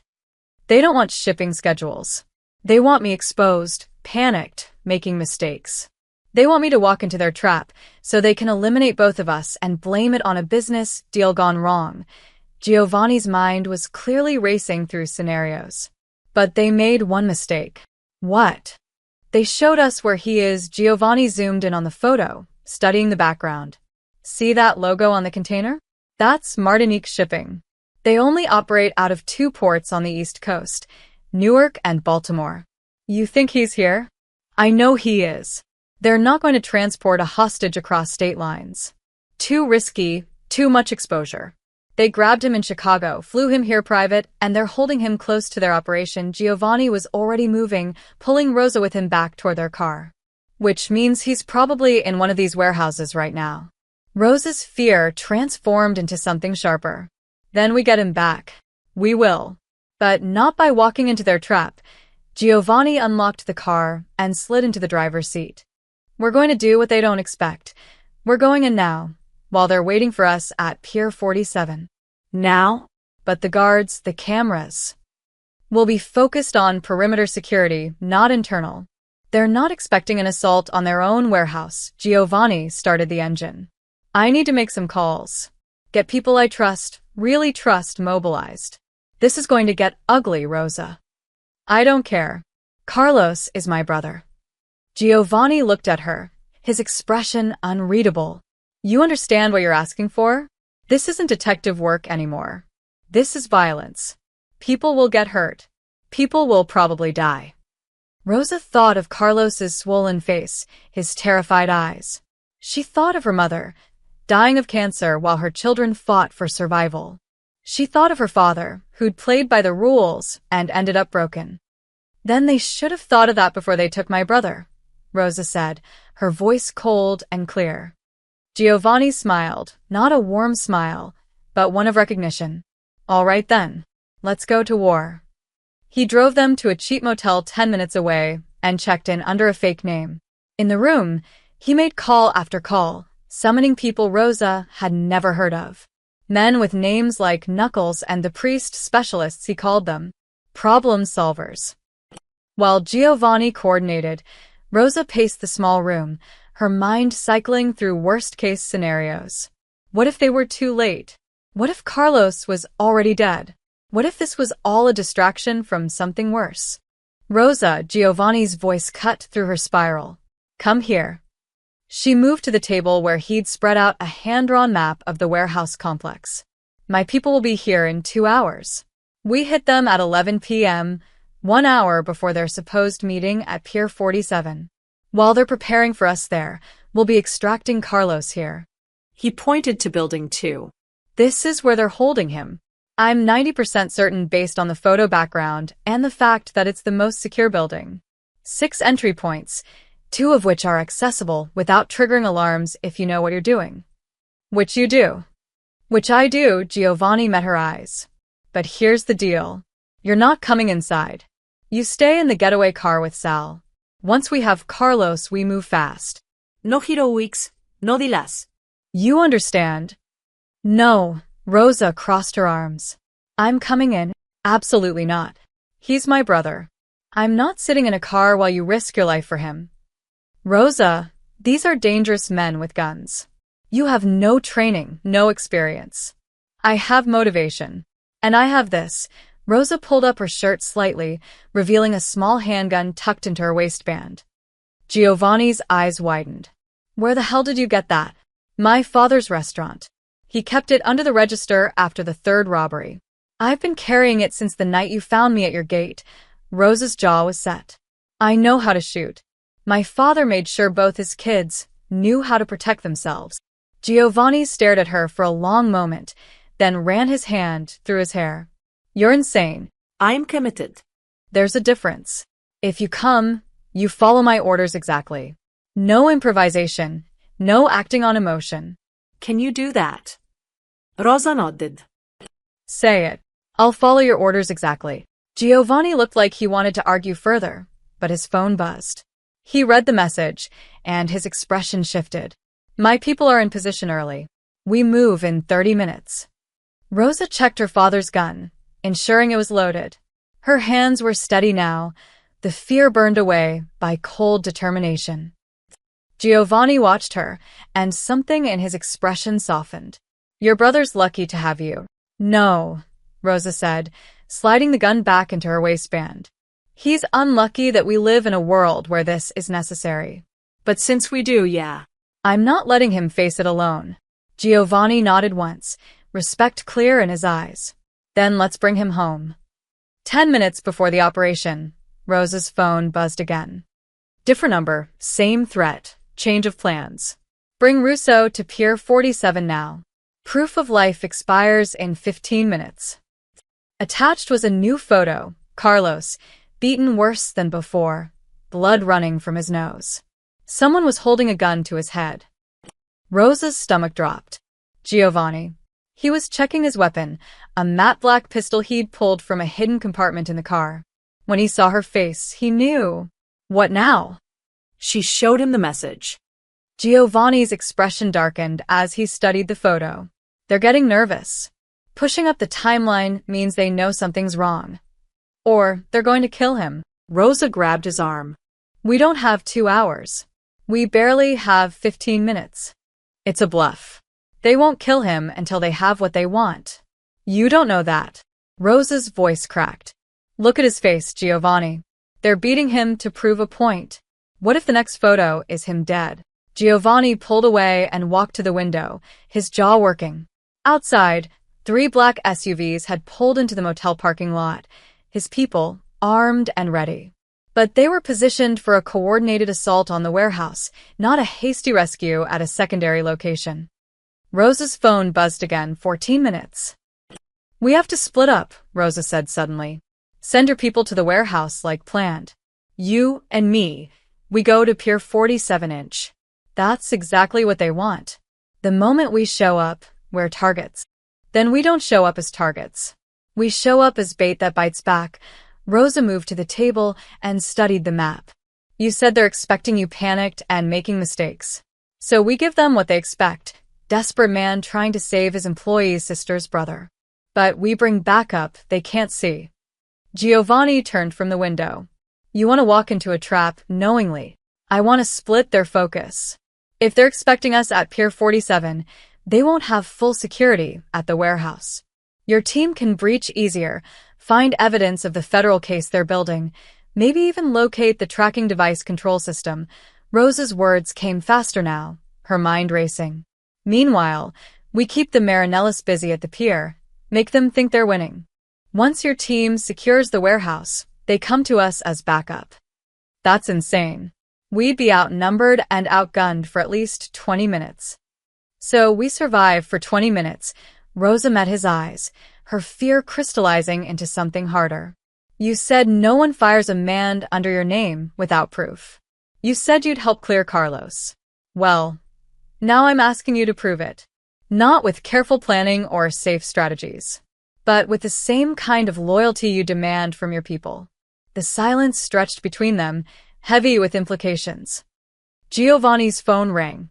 He answered, listening, then said, Change of plans, Sal. I need 3 men at Pier 47 in 10 minutes. Hidden positions, sniper coverage if possible. Everyone else hits the warehouse as scheduled. He paused. Because I'm about to do something stupid, and I need insurance. He hung up and looked at Rosa. You understand what you're asking? If this goes wrong, we both die. Carlos dies. And the Marinellis get away with everything. And if we do nothing, Carlos dies anyway, and we lose our only chance to catch them with evidence. Rosa's voice was steady now. All hesitation burned away. You taught me that safe is an illusion. That power comes from taking risks no one expects. So let's take the risk. Giovanni studied her face, the determination, the fire, the absolute refusal to back down. He saw himself in her again, the version of him that still believed in something beyond survival. All right, he said finally. We do it your way. But I'm driving, and you do exactly what I say when we get there. No heroics. No heroics, Rosa agreed. They moved fast. Giovanni briefed his team leaders in the parking lot, terse, efficient instructions for breaching the warehouse and securing evidence. Sal pulled Rosa aside while Giovanni was talking. You sure about this? Sal was a thick-shouldered man in his 50s with sad eyes. Going into a trap with the boss is a good way to get dead. It's a good way to save my brother, Rosa corrected. Your brother ain't worth dying for, sweetheart. No offense. Rosa looked at him steadily. If it was your brother, would you stay in the car? Sal was quiet for a moment, then nodded. Point taken. But for what it's worth, you got guts. More than most of the guys who work for Giovanni. Is that a compliment? It's an observation. Just try to stay alive long enough for us to pull your asses out of the fire. Giovanni returned, keys in hand. Let's move. The drive to Pier 47 took 8 minutes. Giovanni pushed the sedan hard through Baltimore's streets, running 2 red lights and taking corners tight enough to make Rosa grab the door handle. Her phone kept buzzing with countdown updates. 10 minutes. 8 minutes. 6 minutes. They're playing psychological warfare, Giovanni said, eyes on the road. Making you panic, making you sloppy. It's working. Then don't let it. Fear is useful. It keeps you sharp. But panic gets you killed, he glanced at her. When we get there, you stay behind me. You don't draw your weapon unless I tell you to. You don't engage unless there's no choice. Your job is to identify Carlos and confirm he's alive. My job is everything else. What if they separate us? They won't. I'm their real target. You're just leverage. Giovanni turned onto a road leading to the industrial waterfront. But if something goes wrong, if I tell you to run, you run. No arguments, no looking back. You get to Sal, and you let him handle it. I'm not leaving you. Yes, you are. Because if both of us die, there's no one to tell the truth about what the Marinellis did. Someone needs to survive this, Rosa. Someone needs to win. They pulled into Pier 47 with 3 minutes to spare. The pier was a graveyard of rusted shipping containers and abandoned cranes, lit by flickering sodium lights that turned everything sickly yellow. At the far end, near the water, 3 black SUVs were parked in a semicircle, their headlights creating a makeshift arena. Men with guns stood in the shadows. Rosa counted at least 8 of them. That's a lot of firepower for a simple exchange, she whispered. That's because they're not planning an exchange. They're planning an execution. Giovanni reached under his seat and pulled out a Kevlar vest. Put this on. What about you? I'm already wearing one. Put it on, Rosa. Now. She struggled into the vest, her hands clumsy with adrenaline. Giovanni checked his weapon one more time, chambered a round, and looked at her. Whatever happens in the next 20 minutes, I want you to know something. What? You were right. About loyalty, about taking risks, about not letting fear make your decisions. His expression was softer than she'd ever seen it. You remind me why I got into this business in the first place. Not for money or power, but because I wanted to protect people who couldn't protect themselves. I'd forgotten that. So, thank you. Rosa's throat tightened. Don't talk like we're about to die. I'm talking like we're about to fight. There's a difference, Giovanni smiled grimly. Ready. Rosa checked her father's gun one more time, feeling its weight. Ready. They stepped out of the car. The men in the shadows moved forward, forming a corridor toward the center of the arena. At the far end, illuminated by headlights, Carlos sat tied to a chair, barely conscious, his face a mask of blood and bruises. Standing behind him, gun pressed to Carlos's head, was a man in an expensive suit. Even from a distance, Rosa could see his cold smile. Mr. Russo, the man called out, his voice carrying across the pier. So glad you could make it. And you brought the girl. How touching. Giovanni walked forward slowly, his hands visible but not raised. Rosa stayed slightly behind him, her heart hammering so hard she thought it might break through the vest. Let's talk about this, Giovanni said calmly. You want something. I want something. We're all businessmen here. The man laughed. Oh, Giovanni. We're way past talking. He pulled the trigger. The gunshot echoed across the water. Rosa screamed. But Carlos was still alive. The bullet had hit the container behind him, inches from his head. A warning shot. Next one's real, the man said. Unless you give me what I want you, on your knees, admitting to federal agents that you've been running an illegal export operation. We've got them waiting in those containers, recording everything. You confess, you go to prison, and maybe, the girl and her brother walk away. Giovanni's hand moved toward his weapon. 20 guns clicked in the darkness. I wouldn't, the man said pleasantly. You're outnumbered, outgunned, and out of time. So, what's it going to be, Giovanni? Your freedom or their lives? Rosa looked at Carlos, broken, bleeding, barely conscious. She looked at Giovanni, tense, calculating, trapped. And she made a choice. She stepped forward, past Giovanni, into the light. Stop, Rosa said, her voice carrying across the pier. I have what you really want. The man's smile widened. And what's that, sweetheart? Rosa pulled out a flash drive from her pocket, the one containing all her research, all the evidence she'd compiled on the Marinellis operation. The truth, she said. About who's really stealing from Giovanni Russo. About Atlantic Logistics and Chesapeake Maritime. About every phantom purchase, every tracking device, every piece of your federal setup. She held up the flash drive. I've documented everything.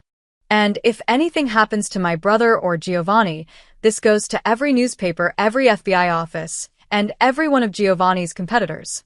Your whole operation gets exposed. The man's smile faltered. Giovanni grabbed Rosa's arm, his voice low and furious. What are you doing? Changing the game, Rosa whispered back. Then louder to the man. So here's the new deal. You let Carlos go. You let us walk away. And maybe, I don't burn your entire organization to the ground. For 5 seconds, nobody moved. Then the man started laughing. Oh, you've got fire, girl. I like that, his expression hardened. But you're bluffing. That flash drive is empty, or it's got shopping lists, or... Rosa threw the flash drive. It landed at his feet. Check it, she said. I'll wait. The man in the suit gestured to one of his men, who picked up the flash drive and plugged it into a laptop balanced on a container. Rosa held her breath. The drive wasn't empty. She'd loaded it with every document she'd analyzed, every connection she'd traced, every piece of evidence pointing to the Marinellis federal setup. But would it be enough to make them hesitate? The gunman scrolled through files, his expression shifting from skeptical to concerned. He whispered something to the man in the suit. The smile vanished from the man's face. You little bitch, he said softly. You've been busy. Very busy, Rosa said, forcing confidence into her voice. And that's just one copy. I've got backups sent to people you'll never find. So, if you kill us, you'll spend the rest of your life wondering when it all comes crashing down. It was a complete lie. There were no backups, no network of people waiting to expose the truth. But Rosa had learned something from Giovanni. The best weapon in a negotiation was the threat you didn't have to prove. The man studied her, calculating. Then he looked at Giovanni. She really is something, isn't she? No wonder you kept her close. Let the brother go, Giovanni said, his voice hard. You've got bigger problems now than one mechanic. Oh, I don't think so. The man pulled back the hammer on his gun, pressing it harder against Carlos's head. Here's what's actually going to happen. You're going to give me every copy of that research. Then you're going to get on your knees and make your confession. And maybe, if I'm feeling generous, I'll let the girl watch her brother die quickly instead of slowly. Rosa's hand moved toward her gun. Don't, Giovanni warned quietly. Such good advice, the man said. Listen to your boss, sweetheart. He's kept himself alive this long by knowing when he's... The explosion cut him off. A massive fireball erupted from the warehouse complex half a mile away, lighting up the night sky. The shockwave followed seconds later, rattling the shipping containers and making everyone on the pier instinctively duck. In that moment of chaos, 3 things happened simultaneously. Giovanni drew his weapon and fired twice, both shots hitting the man in the suit's center mass, dropping him before he could pull the trigger on Carlos. Rosa lunged forward, pulling her father's gun and firing at the nearest gunman. Her shot went wide, but it made him dive for cover instead of shooting. And from the darkness beyond the headlights, Giovanni's hidden snipers opened fire. The pier erupted into violence. Gunfire cracked from every direction. Men shouted, dove behind containers, returned fire at shadows. Giovanni grabbed Rosa and pulled her down behind a forklift, bullets sparking off metal around them. Stay down, Giovanni shouted over the chaos. Carlos. Rosa tried to break free, but Giovanni held her firm. Sal's people are getting him. You go out there now, you're dead. Through the smoke and muzzle flashes, Rosa saw figures moving toward Carlos, men in dark tactical gear, not Marinelli soldiers. One of them cut Carlos's bonds while two others laid down covering fire. They dragged Carlos toward the water's edge, toward a boat Rosa hadn't seen in the darkness. They're getting him out by water, Giovanni said, reading her thoughts. Safer than trying to drive through this. A bullet struck the forklift inches from Rosa's head. Giovanni returned fire, his shots precise and controlled. 3 rounds, 3 different directions. One of the Marinelli gunmen went down, clutching his leg. How many are there? Rosa shouted. Too many. Giovanni ejected his empty magazine and slammed in a fresh one. We need to move. When I say go, you run for that crane, see it? 20 yards straight ahead. Don't stop, don't look back. What about you? I'll be right behind you. Ready? Go. Rosa ran. Her legs pumped, the Kevlar vest bouncing against her chest, her father's gun clutched in both hands. Bullets kicked up concrete dust around her feet. Someone shouted in Italian. A muzzle flashed to her left. She fired blindly toward it, not aiming, just creating chaos. She reached the crane and slammed against it, gasping.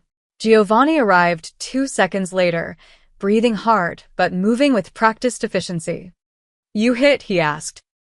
No. You. Grazed. Nothing serious. Giovanni peered around the crane. The Marinelli forces were regrouping, realizing they'd been ambushed. But they were professionals, they weren't running, they were adapting. We've got maybe 2 minutes before they coordinate a proper assault. Rosa's phone buzzed. She pulled it out with shaking hands, a text from an unknown number. Package secure. Heading to safe point. Get out now. They have Carlos, Rosa said, relief flooding through her. He's safe. Then we leave. Now, Giovanni pointed to a gap in the containers leading back toward the parking area. We move fast and quiet. Save your ammunition. Only shoot if you have to. They moved through the maze of shipping containers, Giovanni leading with his weapon up and ready. Rosa stayed close, her heart still hammering, adrenaline making everything hyperreal, the smell of gunpowder, the distant sirens approaching, the crunch of broken glass under her feet. They were almost to the parking area when a figure stepped out from behind a container. Frank Marino. He looked terrified, his shirt soaked with sweat, a small pistol trembling in his hands.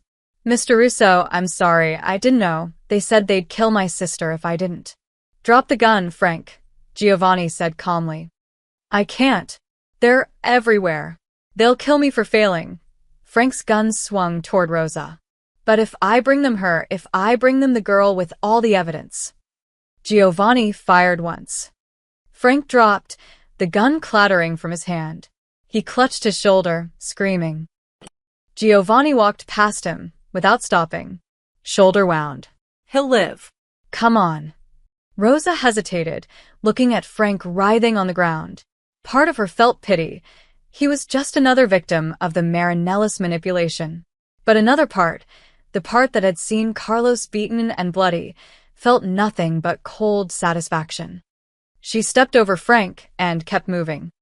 They reached the sedan, and Giovanni gunned the engine before Rosa even had her door closed. Tires squealed as they peeled out of the parking lot, leaving the chaos of Pier 47 behind. In the rear-view mirror, Rosa could see police lights converging on the scene. Will your people get out? She asked. They're ghosts.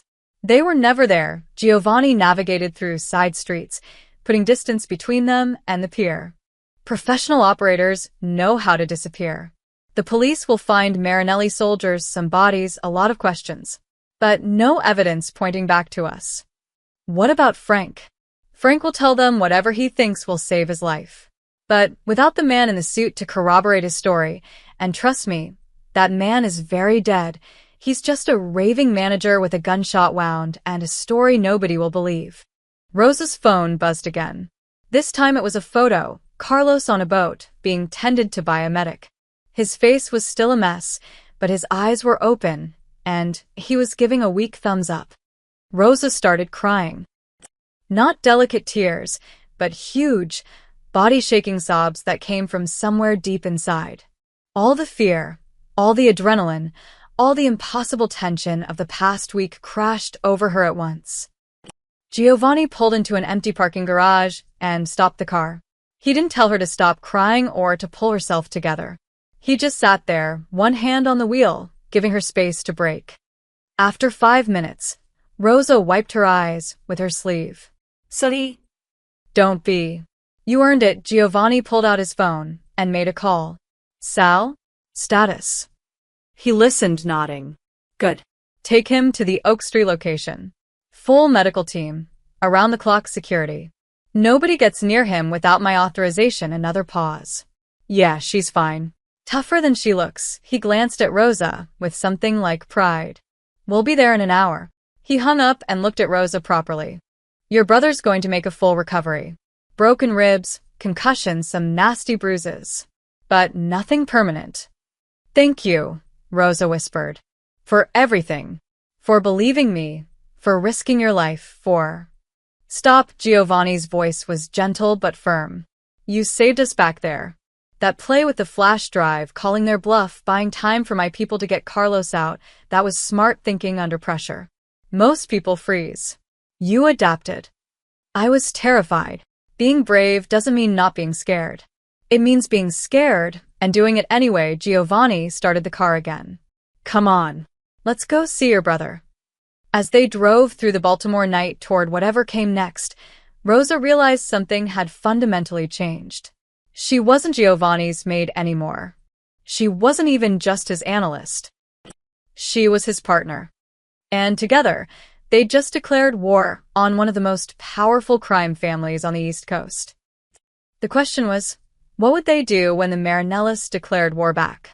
They reached the Oak Street safe house at 2 a.m.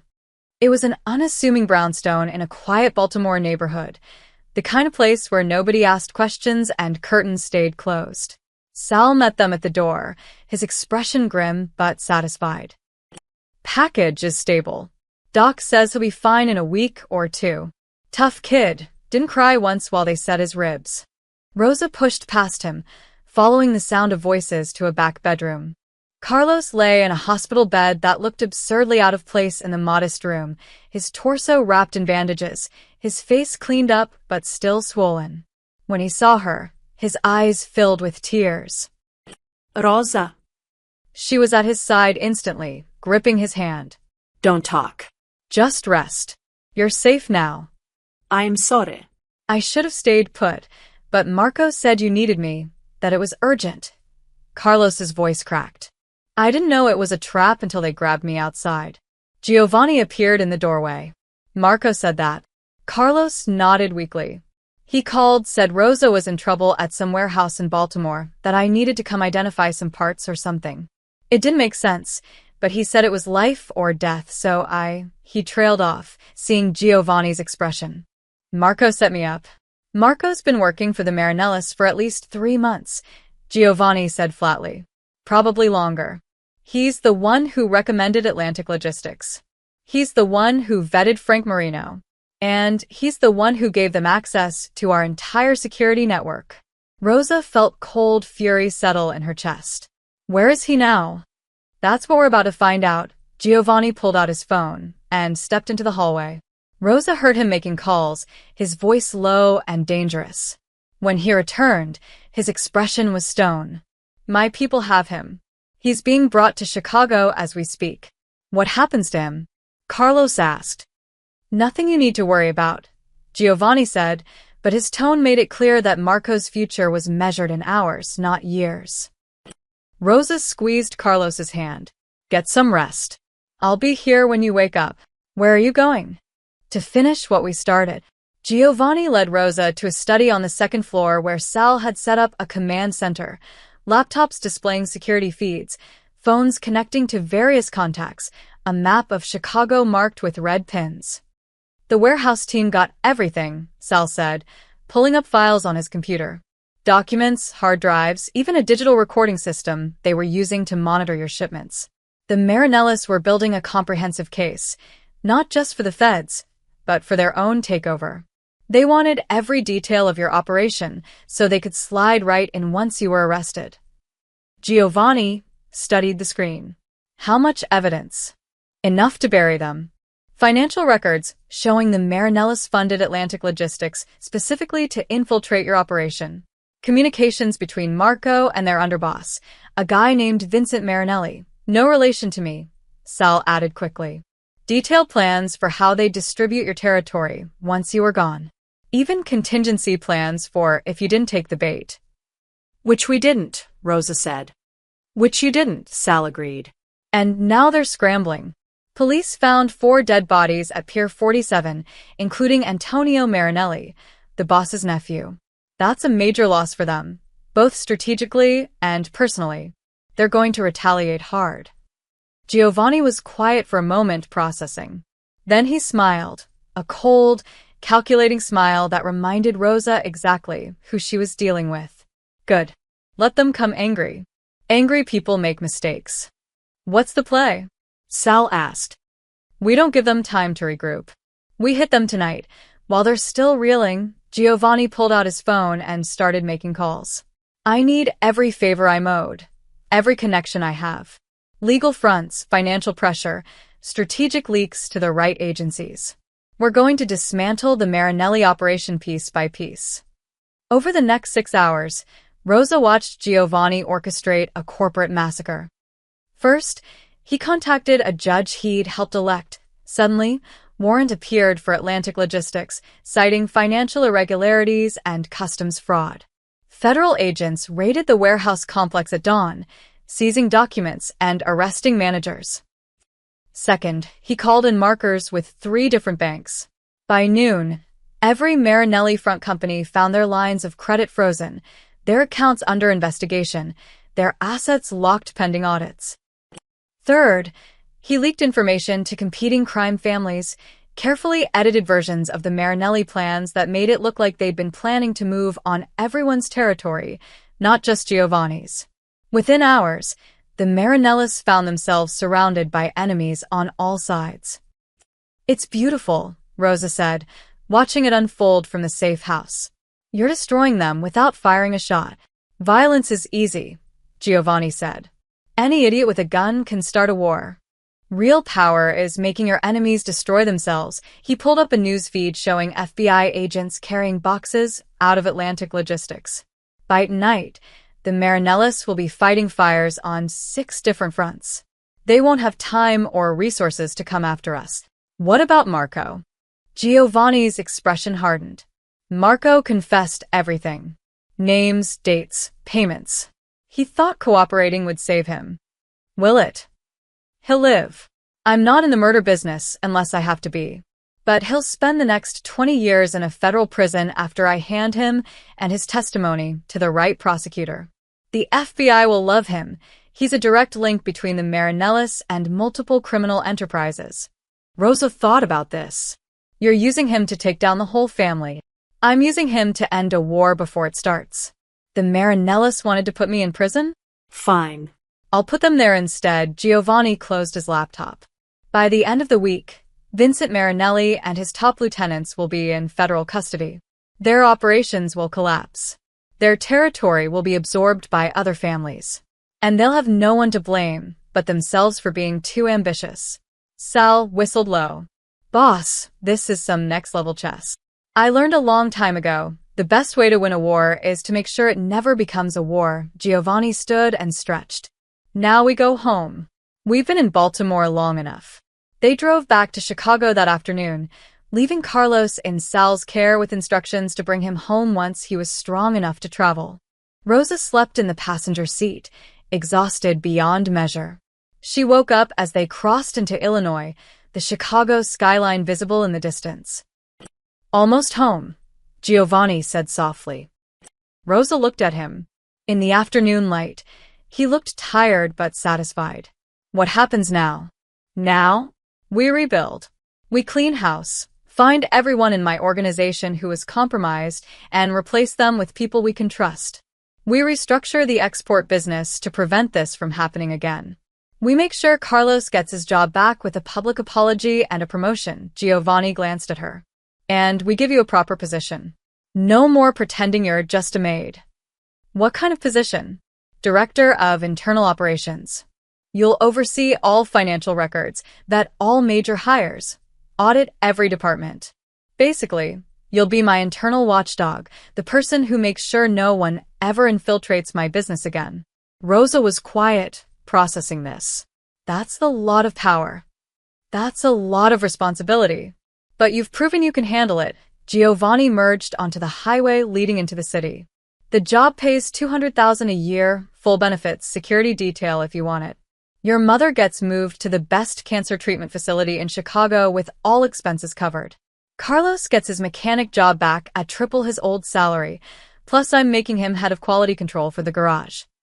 Why are you doing all this? Giovanni was silent for a long moment. Because you were right.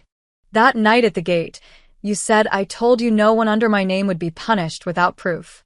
You held me to that promise when most people would have just taken my money and disappeared. You showed me that integrity still matters. Even in this business, he looked at her. I'd forgotten that. You reminded me. Rosa felt tears threatening again. I don't know what to say. Say yes. Say you'll take the job, help me build something better than what I had. Something that actually deserves the loyalty I demand from people. Rosa thought about her father, working himself to death trying to play by rules that didn't protect him. She thought about Carlos, nearly killed because he refused to break his principles. She thought about her mother, dying because they couldn't afford proper care. Yes, she said finally. I'll take the job. Giovanni smiled, a real smile, warm and genuine. Good. Then let's go home and start fixing things. They drove into Chicago as the sun set, painting the city in shades of gold and crimson. Rosa watched the skyline grow closer and realized she wasn't afraid anymore. She'd walked through fire and come out stronger. Whatever came next, she was ready. 1 week later, Giovanni Russo stood before a room full of reporters. The grand ballroom at the Palmer House Hotel was packed. Local news, national outlets, business journalists, even a crew from 60 Minutes. Camera flashes popped like fireworks as Giovanni adjusted the microphone at the podium, Rosa standing slightly behind him in a navy suit that Mrs. Chun had insisted she buy for the occasion. Rosa's heart hammered against her ribs. This was Giovanni's idea, a public announcement to reshape his image, to get ahead of the narrative before the Marinelli prosecutions became front-page news. But standing in front of hundreds of people, knowing millions more would watch the broadcast, made her feel exposed in a way even the gunfight at Pier 47 hadn't. Ladies and gentlemen, thank you for coming, Giovanni began, his voice steady and commanding. I've called this press conference to announce a major restructuring of Russo Enterprises and to address recent events that have brought unwanted attention to my business operations. A murmur rippled through the crowd. Giovanni raised a hand for silence. Many of you know me by reputation, some flattering, some less so. I've spent 30 years building a successful export business, creating jobs, contributing to Chicago's economy. But I've also operated in ways that prioritized profit over transparency, efficiency over ethics. He paused, letting that sink in. That ends today. Rosa watched the reporters lean forward, pens poised. Last week, my organization was infiltrated by individuals with criminal intent. They planted false evidence, manipulated records, and attempted to frame innocent employees for crimes they didn't commit.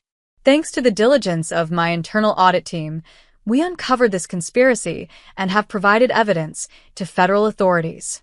Several arrests have already been made. More murmurs. Someone shouted a question, but Giovanni talked over them. This infiltration was a wake-up call. It showed me that my organization had grown too insular, too dependent on personal relationships rather than institutional safeguards. So, I'm implementing comprehensive reforms. Giovanni gestured to a screen behind him, where bullet points appeared. Integritätsrestauration-Initiative. Independent third-party auditing of all financial records. Transparent supply chain documentation. Employee protection and whistleblower programs.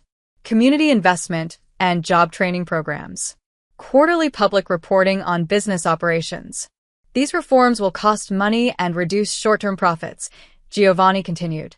But they'll ensure that Russo Enterprises operates with integrity, that our employees are protected, and that we contribute positively to the community that's supported us for 3 decades. A reporter in the front row raised her hand. Mr. Russo, sources say this infiltration was connected to the Marinelli crime family. Are you confirming that organized crime targeted your business? I'm confirming that individuals with criminal backgrounds attempted to compromise my operations for their own gain. Law enforcement is handling the investigation, and I'm confident justice will be served. Another reporter. But isn't Russo Enterprises itself connected to organized crime? Your father. My father ran a different business in a different era, Giovanni said, his voice sharp. I've spent years distancing myself from that legacy, building legitimate enterprises, paying taxes, employing hundreds of people honestly. Yes, my past isn't perfect. But I'm here today to talk about the future, not relitigate the past. Rosa saw him grip the podium tighter. This was the dangerous moment. If the press smelled weakness, they'd tear him apart. Giovanni took a breath, and his voice softened. I want to introduce someone who embodies the future I'm building. Rosa Alvarez, please step forward. Rosa's stomach dropped. This wasn't in the script they'd rehearsed. Giovanni caught her eye and nodded encouragingly. She stepped to the microphone, acutely aware of every camera lens pointed at her face. This is Rosa Alvarez, Giovanni said, placing a hand on her shoulder. Until recently, she worked as a housekeeper in my home. But when her brother, one of my mechanics, was falsely accused of theft as part of the infiltration scheme, Rosa didn't accept the easy explanation. She investigated. She asked questions. She uncovered evidence that my own security team had missed. The reporters were scribbling furiously now. Rosa didn't have formal training in investigation or accounting. She just had integrity and determination. She refused to let her brother be destroyed by lies. Giovanni's voice grew stronger. That's the kind of person I want working for me. So I've appointed Rosa as Director of Internal Operations for Russo Enterprises. She'll oversee all financial auditing, vet major hires, and ensure that what happened last week never happens again. Rosa found her voice, though it came out shakier than she wanted. Thank you, Mr. Russo. I'm honored by this opportunity and committed to ensuring that Russo Enterprises operates with complete transparency and integrity. A reporter shouted, Ms. Alvarez, how does it feel to go from housekeeper to executive in 1 week? Rosa thought about all the nights spent poring over documents, the terror at Pier 47, Carlos's beaten face, her father's restaurant going under despite doing everything right. It feels like someone finally recognized that working-class people have skills and intelligence that often go unseen because we're not in the right positions to demonstrate them, Rosa said, her voice growing steadier. Mr. Russo gave me a chance when most employers would have just paid me to go away. He trusted me to help fix his organization instead of hiding the problems. That's the kind of leadership I want to help build here. The room erupted with questions, but Giovanni raised his hand. That's all for today. We'll provide detailed documentation of our reforms and answer additional questions through official channels. Thank you. Security ushered them out through a back entrance while reporters still shouted questions. In the private corridor, Rosa leaned against the wall, breathing hard. You didn't tell me I'd have to speak, she said. You did beautifully, Giovanni replied. Sincere, articulate, relatable. The press will love you. Or they'll tear me apart for working with you. Let them try, Giovanni's eyes were fierce. You saved my business, Rosa. You saved lives. Anyone who questions that can answer to me. Sal appeared with a tablet. Boss, you need to see this. It's trending. He showed them social media. Already, clips from the press conference were going viral. Comments ranged from supportive, this is how you actually give people opportunities, to cynical, Mob boss uses sob story for PR. To curious, who is Rosa Alvarez and how did she really uncover this? It's working, Sal said. Public opinion is shifting. People are seeing you as a reformer, not just another crime boss. And Rosa's story is resonating. Working-class woman fights corruption and gets rewarded. It's gold. Giovanni nodded, satisfied. Good. Now we need to follow through. Rosa, I need you to start the auditing process tomorrow. Full review of every department, every manager, every financial record. If there are more snakes in my organization, I want them found. What about Carlos? Rosa asked. And my mother? Carlos is being discharged today. I'm having him brought to the North Shore garage tomorrow for a formal reinstatement ceremony.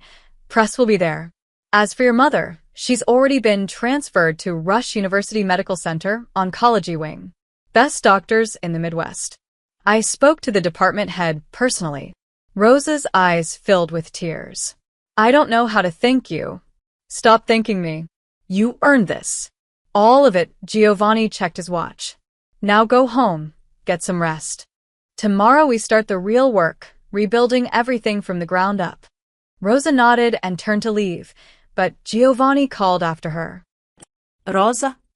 She looked back. I meant what I said up there. You fixed more than my business. You fixed my trust in people. His expression was softer than she'd ever seen it. You reminded me what loyalty actually means. That's worth more than any amount of money. Rosa smiled. Then I guess we're even. You reminded me that fighting back is possible. She left the hotel and stepped into the Chicago afternoon, where a black car waited to take her home. Her real home now, not the tiny apartment in Little Village, but a secure condo Giovanni had arranged in a building he owned downtown. Protection, he'd said. Insurance against retaliation. As the car pulled into traffic, Rosa looked out at the city, her city, and felt something she hadn't felt in years. Hope. Whatever came next, she wouldn't face it alone. She had resources now, power now, a voice that people actually heard. Her father would have been terrified of this life. But Rosa? Rosa was ready to fight. 3 months later. Rosa stood in Giovanni's study, reviewing the quarterly financial reports on her laptop. The Integrity Restoration Initiative was exceeding projections. Independent audits had found and corrected 3 more instances of financial irregularities. Employee satisfaction scores had risen 40%, and legitimate business had increased as clients gained confidence in the reformed organization. The Marinellis were gone. Vincent Marinelli and 8 of his top lieutenants were awaiting trial on federal racketeering charges. Marco had testified before a grand jury, sealing their fate. The family's territory had been absorbed by other organizations, their influence shattered. Giovanni entered the study carrying 2 glasses of wine. Still working? Just finishing the report for the board meeting tomorrow. Rosa closed her laptop and accepted the glass. We're up 12% in legitimate revenue this quarter. The reforms are actually making us more profitable, not less. Turns out honesty can be good business. Giovanni settled into the chair across from her. Who knew? Rosa smiled. Over the past 3 months, their relationship had evolved into something neither of them had quite named. Not romantic, the age gap and power dynamic made that complicated, but something deeper than professional. Partnership. Trust. Family, maybe. How's your mother? Giovanni asked. Good. The new treatment is working. Doctors say she might have years, not months. Rosa's voice caught. She cried when I told her. She thought she'd never see Carlos get married, never meet grandchildren. Now she might. And Carlos. Loving his new position. He called yesterday. They're designing a new quality control system for the garage, something revolutionary. He's thinking of patenting it, Rosa laughed. My brother, the inventor. Who would have thought? Giovanni raised his glass. To second chances. Rosa clinked her glass against his. To second chances. They drank in comfortable silence. Outside, the November wind rattled the windows. Winter was coming early this year. I want to show you something, Giovanni said suddenly. He stood and extended his hand. Come with me. Rosa followed him through the mansion, down the marble stairs, through the foyer with its crystal chandelier. Giovanni grabbed 2 coats from the closet and handed her one. It's cold out. They walked through the grounds, past the fountain with its stone lions, past the manicured gardens now brown with approaching winter. Giovanni led her to the front gate, the same iron fence where he'd found her that rainy night in August. Remember the spot? Giovanni asked. Rosa touched the cold metal, remembering. The rain, the desperation, the feeling that her world was ending. How could I forget? I drove past here tonight, just like I did then. And I thought about how much has changed. Giovanni stood beside her, looking out at the quiet street beyond. That night, I thought I was doing you a favor. Being charitable. Helping someone less fortunate. You were. No, Giovanni turned to face her. You were helping me. You just didn't know it yet. Rosa's breath misted in the cold air. What do you mean? I'd become exactly what everyone accused me of being: cold, calculating, isolated. I trusted no one, cared about nothing except maintaining power. My organization was rotting from the inside because I'd surrounded myself with people who only told me what I wanted to hear. Giovanni's voice was quiet but intense. Then you showed up, refused to accept the easy story, demanded the truth even when it put you in danger. You forced me to look at my own business honestly for the first time in years. I was just trying to save my brother. You were doing what I'd forgotten how to do, fighting for something that mattered more than money or power. Family, integrity, justice. Giovanni placed his hands on the gate. This house was built on secrets and fear. People loyal to me because they had no choice, because they were afraid of what would happen if they weren't. That's not loyalty. That's captivity. Rosa understood. And now it feels different. You said it yourself 3 months ago. This house finally feels like it's built on real loyalty.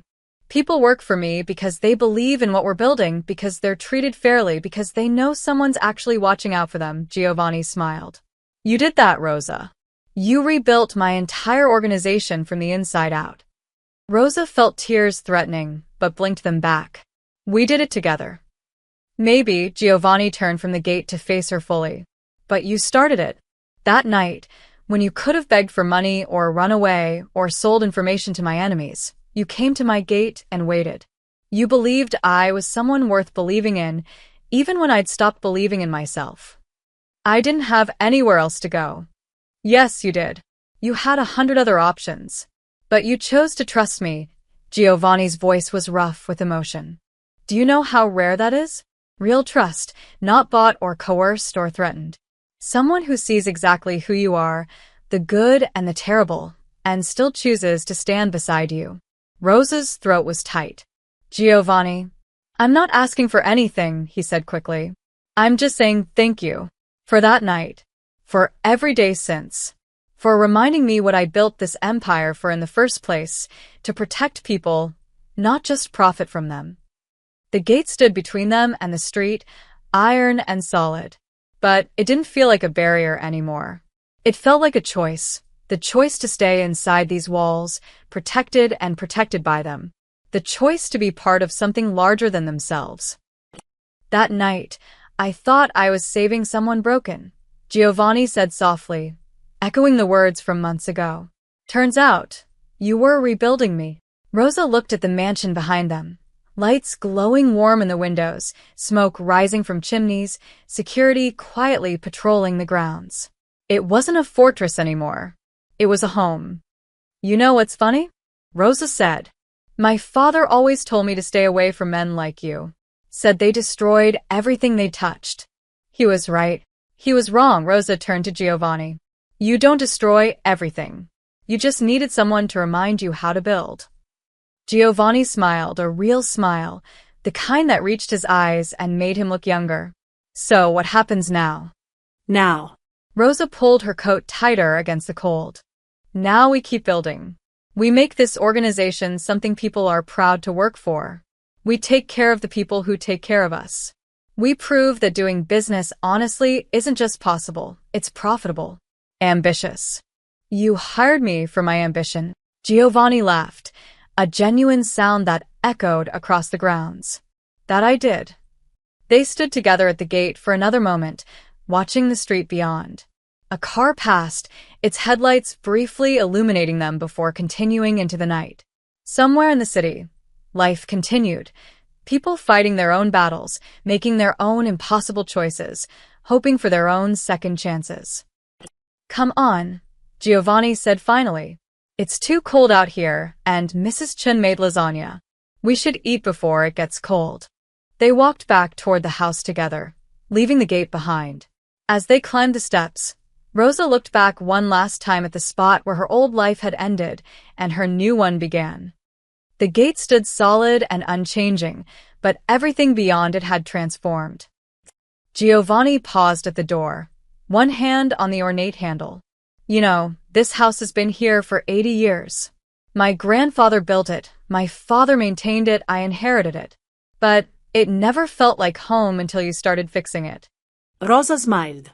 "Buildings don't make homes, Giovanni. People do." "Then I guess this really is home now." He opened the door, warmth and light spilling out into the cold November night. "Welcome home, Rosa." She stepped inside, and the door closed behind them, not shutting the world out, but sealing something precious in.